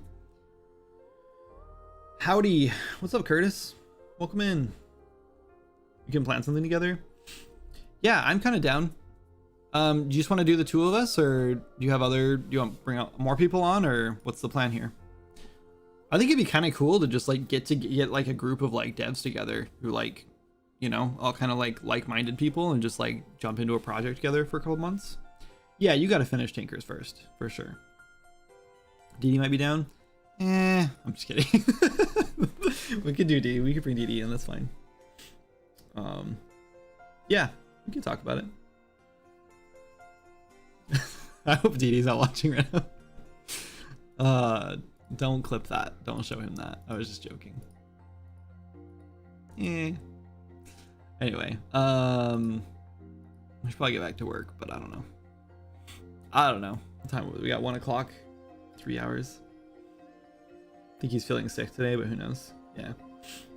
If it's Unity, I could be intrigued. Ooh. I mean, like I said, I'm down to work in Unity if I'm just doing art and like design kind of things. I really don't want to do C#. I really don't want to mess with code stuff in Unity. I don't know. It doesn't excite me. It doesn't make me want to work on it. Like there's something about Godot and even like Game Maker where I'm like, you know, I'd like to learn those engines, but Unity, I've tried it before. I've used it before. I'm just not a big fan of it. So yeah, if we want to do Unity, that's fine. I'll probably just stay out of the engine. I'll probably just make you guys art. And I'm down with that too. I think that sounds like fun. I would love to just build a bunch of art for a game.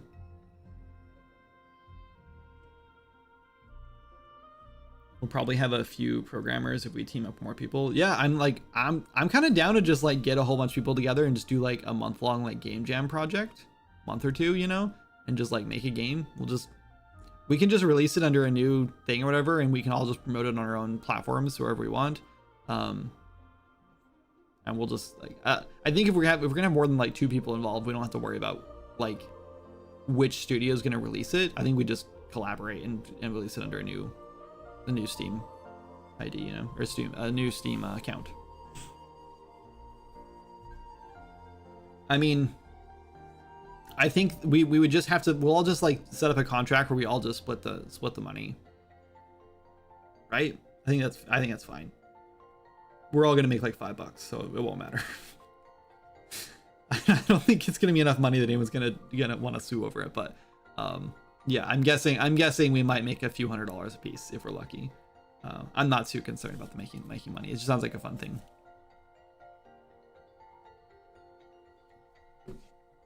But yeah, I'd love to make some art for it. I want to experiment with new art styles and stuff anyway. I've been really kind of missing doing art, and I want to make something that like kind of stands out because I've been making the same stupid art styles for a while. So I want to do something cool. So yeah, I'm totally down to do an artist, to be the artist on the team. I love doing design stuff, obviously. I could even be maybe tempted to do level design, depending on what we're making. I do like doing level design too. But yeah, I would like to maybe just taking a break from the programming side of things would be nice, since that's like what I'm like 90% of the work I've been doing in Swords Magic lately. So that'd be kind of cool. Do you guys have a release date yet for Tinkers?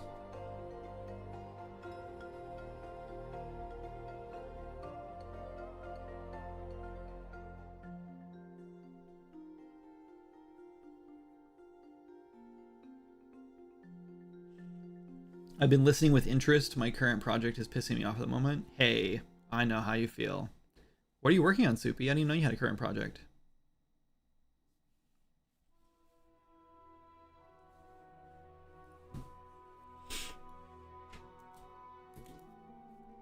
I also want to see what you're working on. It's something. post it. Post something. Let's see it. All right, let's do. I think we can do this. You know what we can do to make this even easier is we could totally just like cheese this and just assume that we're not going to have multiple mystics on at a time. Or even like maybe we don't even care. Maybe we change the name of this. Maybe we don't do and we did it as Mystic Mark, but that's okay. Or no, we did Luminous Mark. That's fine. Maybe what we do is we make it so when you cast a healing spell on someone, it gives them the mark, right? Up to 3 of them. And then anytime another player, we can literally just like listen for any spells being cast. Maybe that's a bad idea actually. Oh, what we could do is whenever a spell is cast or damage is done on an enemy, we could just loop through all players and check for that tag. That might be, yeah. I mean, how many players are you gonna have online? 15. I don't know. I need to think about this more. I don't want to start building this till it's ready. I'm tinkering with a Tunic style detective game. Oh man, that sounds really fun. I love Tunic. Tunic's also up there, like one of my favorite games for sure. I should get a Tunic poster for that wall. Anyway, I have to pee again. We've been live for 3 hours. This might be a good place to like just call it a day. Because I do need to think about how we're gonna handle this thing. I want to get an update out today, but I would like to replace the Ancestral Guardian with the spell first. Maybe we just dumb this down. Maybe we don't make this so complicated. We might be. I'm starting to feel like I'm in the point of like burnout where like I kind of just need to get things done, and maybe it doesn't need to be as perfect as I want it to be. You know, like maybe we just dumb this down and find a simpler spell. I think I might think about that today and maybe implement something simpler. And then if we really want to add this in, we could add this in later, as higher up in the tree, or we could just do it whenever. Because I think we have 2 more spells right here that I don't think we have plans for yet. I think I have one. I think this one is the tether spell, like Mystic Tether, which when you die, you turn into like a guardian thing that just heals everyone like constantly. It's pretty overpowered, but I think this will be really cool. And I think this actually kind of works already. I don't know what this one's going to be, and we could easily put another one here if we want to. So we could just make this something simple, like, I don't know, some simple thing, just like something simpler to implement. Anyway, I'll think about that today. I am Moki NIP. I like to...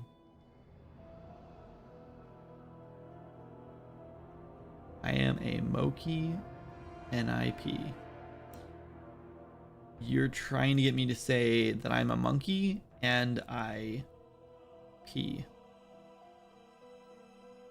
And I guess, in a sense, that is true. I am kind of a monkey and I do pee. You're hilarious. Anyway, okay. Let's wrap this up. I'm gonna get out of here. You guys are the best. Thanks for hanging out today. Thank you for the $10 donation, Brandon. That was really nice of you. That was Brandon, right? Yes, Brandon's Games. Thank you so much for that. That was super nice of you. Anyway, you guys are the best. I realized that today is the last day of the month, and it is what's it called? September on Twitch. And this is the month where all the streamers are supposed to be harassing their audience and pushing really, really hard to get subs because the subs are cheaper this month. And I actually think this month might have been like one of my worst months for subs ever, because I don't push that kind of stuff at all, and I need to get better at that stuff. So since it's the very last day and the last like 5 minutes of the month for me streaming, if you want to sub, hey, look at, all you have to do is talk about it. These guys are onto something. All these people talking about subs all the time, they're onto something. You literally have to talk about it and send someone subs. It's like, it's magic. Thank you so much, Halo. I appreciate that. That was really nice of you. Appreciate the sub. Anyway, yeah, if you wanted to sub to me, this is a good time to do it because I benefit more this month. And I think you guys do too. I think it's half off, right? I think it's only $2.50, something like that, to sub this month. I don't know. I haven't subbed anyone this month either, so I'm the sheep calling the kettle black. That's not how that works. Soupy resubbed. See? You guys are the best. Thank you. Appreciate it. I was not really trying to beg for money. I was just mentioning that I had not done anything for this month and wanted to point it out. So if you do want to sub, this is a good time to do it. That's all I'm saying. Thank you. I'm sorry for not hounding you all throughout the whole month about this. Anyway, you guys are great. Thanks again. I will see you guys on Thursday. Yes, Thursday. Hopefully I have this update or this spell done and we can work on the chaos tree on Thursday. The only other thing I want to do is I want to tweak the tank class, the warrior tank side of the tree. I think we need a little love there, as per feedback. Oh, and one more thing I want to talk about really quick before I leave. Sorry, I hope I didn't lose everyone. There's been so I read all the feedback for the trees. First of all, we've invited like 60 people and only like 4 people and 3 of them are dedicated testers have left feedback. So you guys kind of suck and you need to leave feedback. So please leave feedback. Just kidding. No, it's not actually that big of a deal. We have time. But the feedback I've listed is, and I've seen this myself too. The biggest feedback is like the melee tree seems to like be very much like single meta. Like everyone just kind of puts points into everything and goes from there. I think we can kind of mitigate that a little bit by reducing the mastery points and making players kind of like pick and choose which one they want a little more.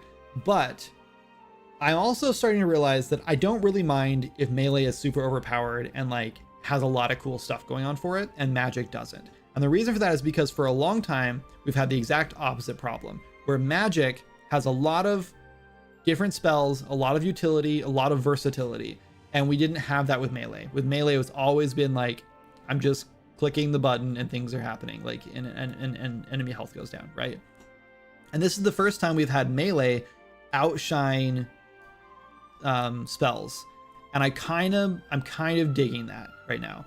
And the more I think about it, the more I think maybe we don't really fix this. We kind of just let it ride and see what happens when we let's just reduce mastery a little bit so players have to kind of pick and choose one more.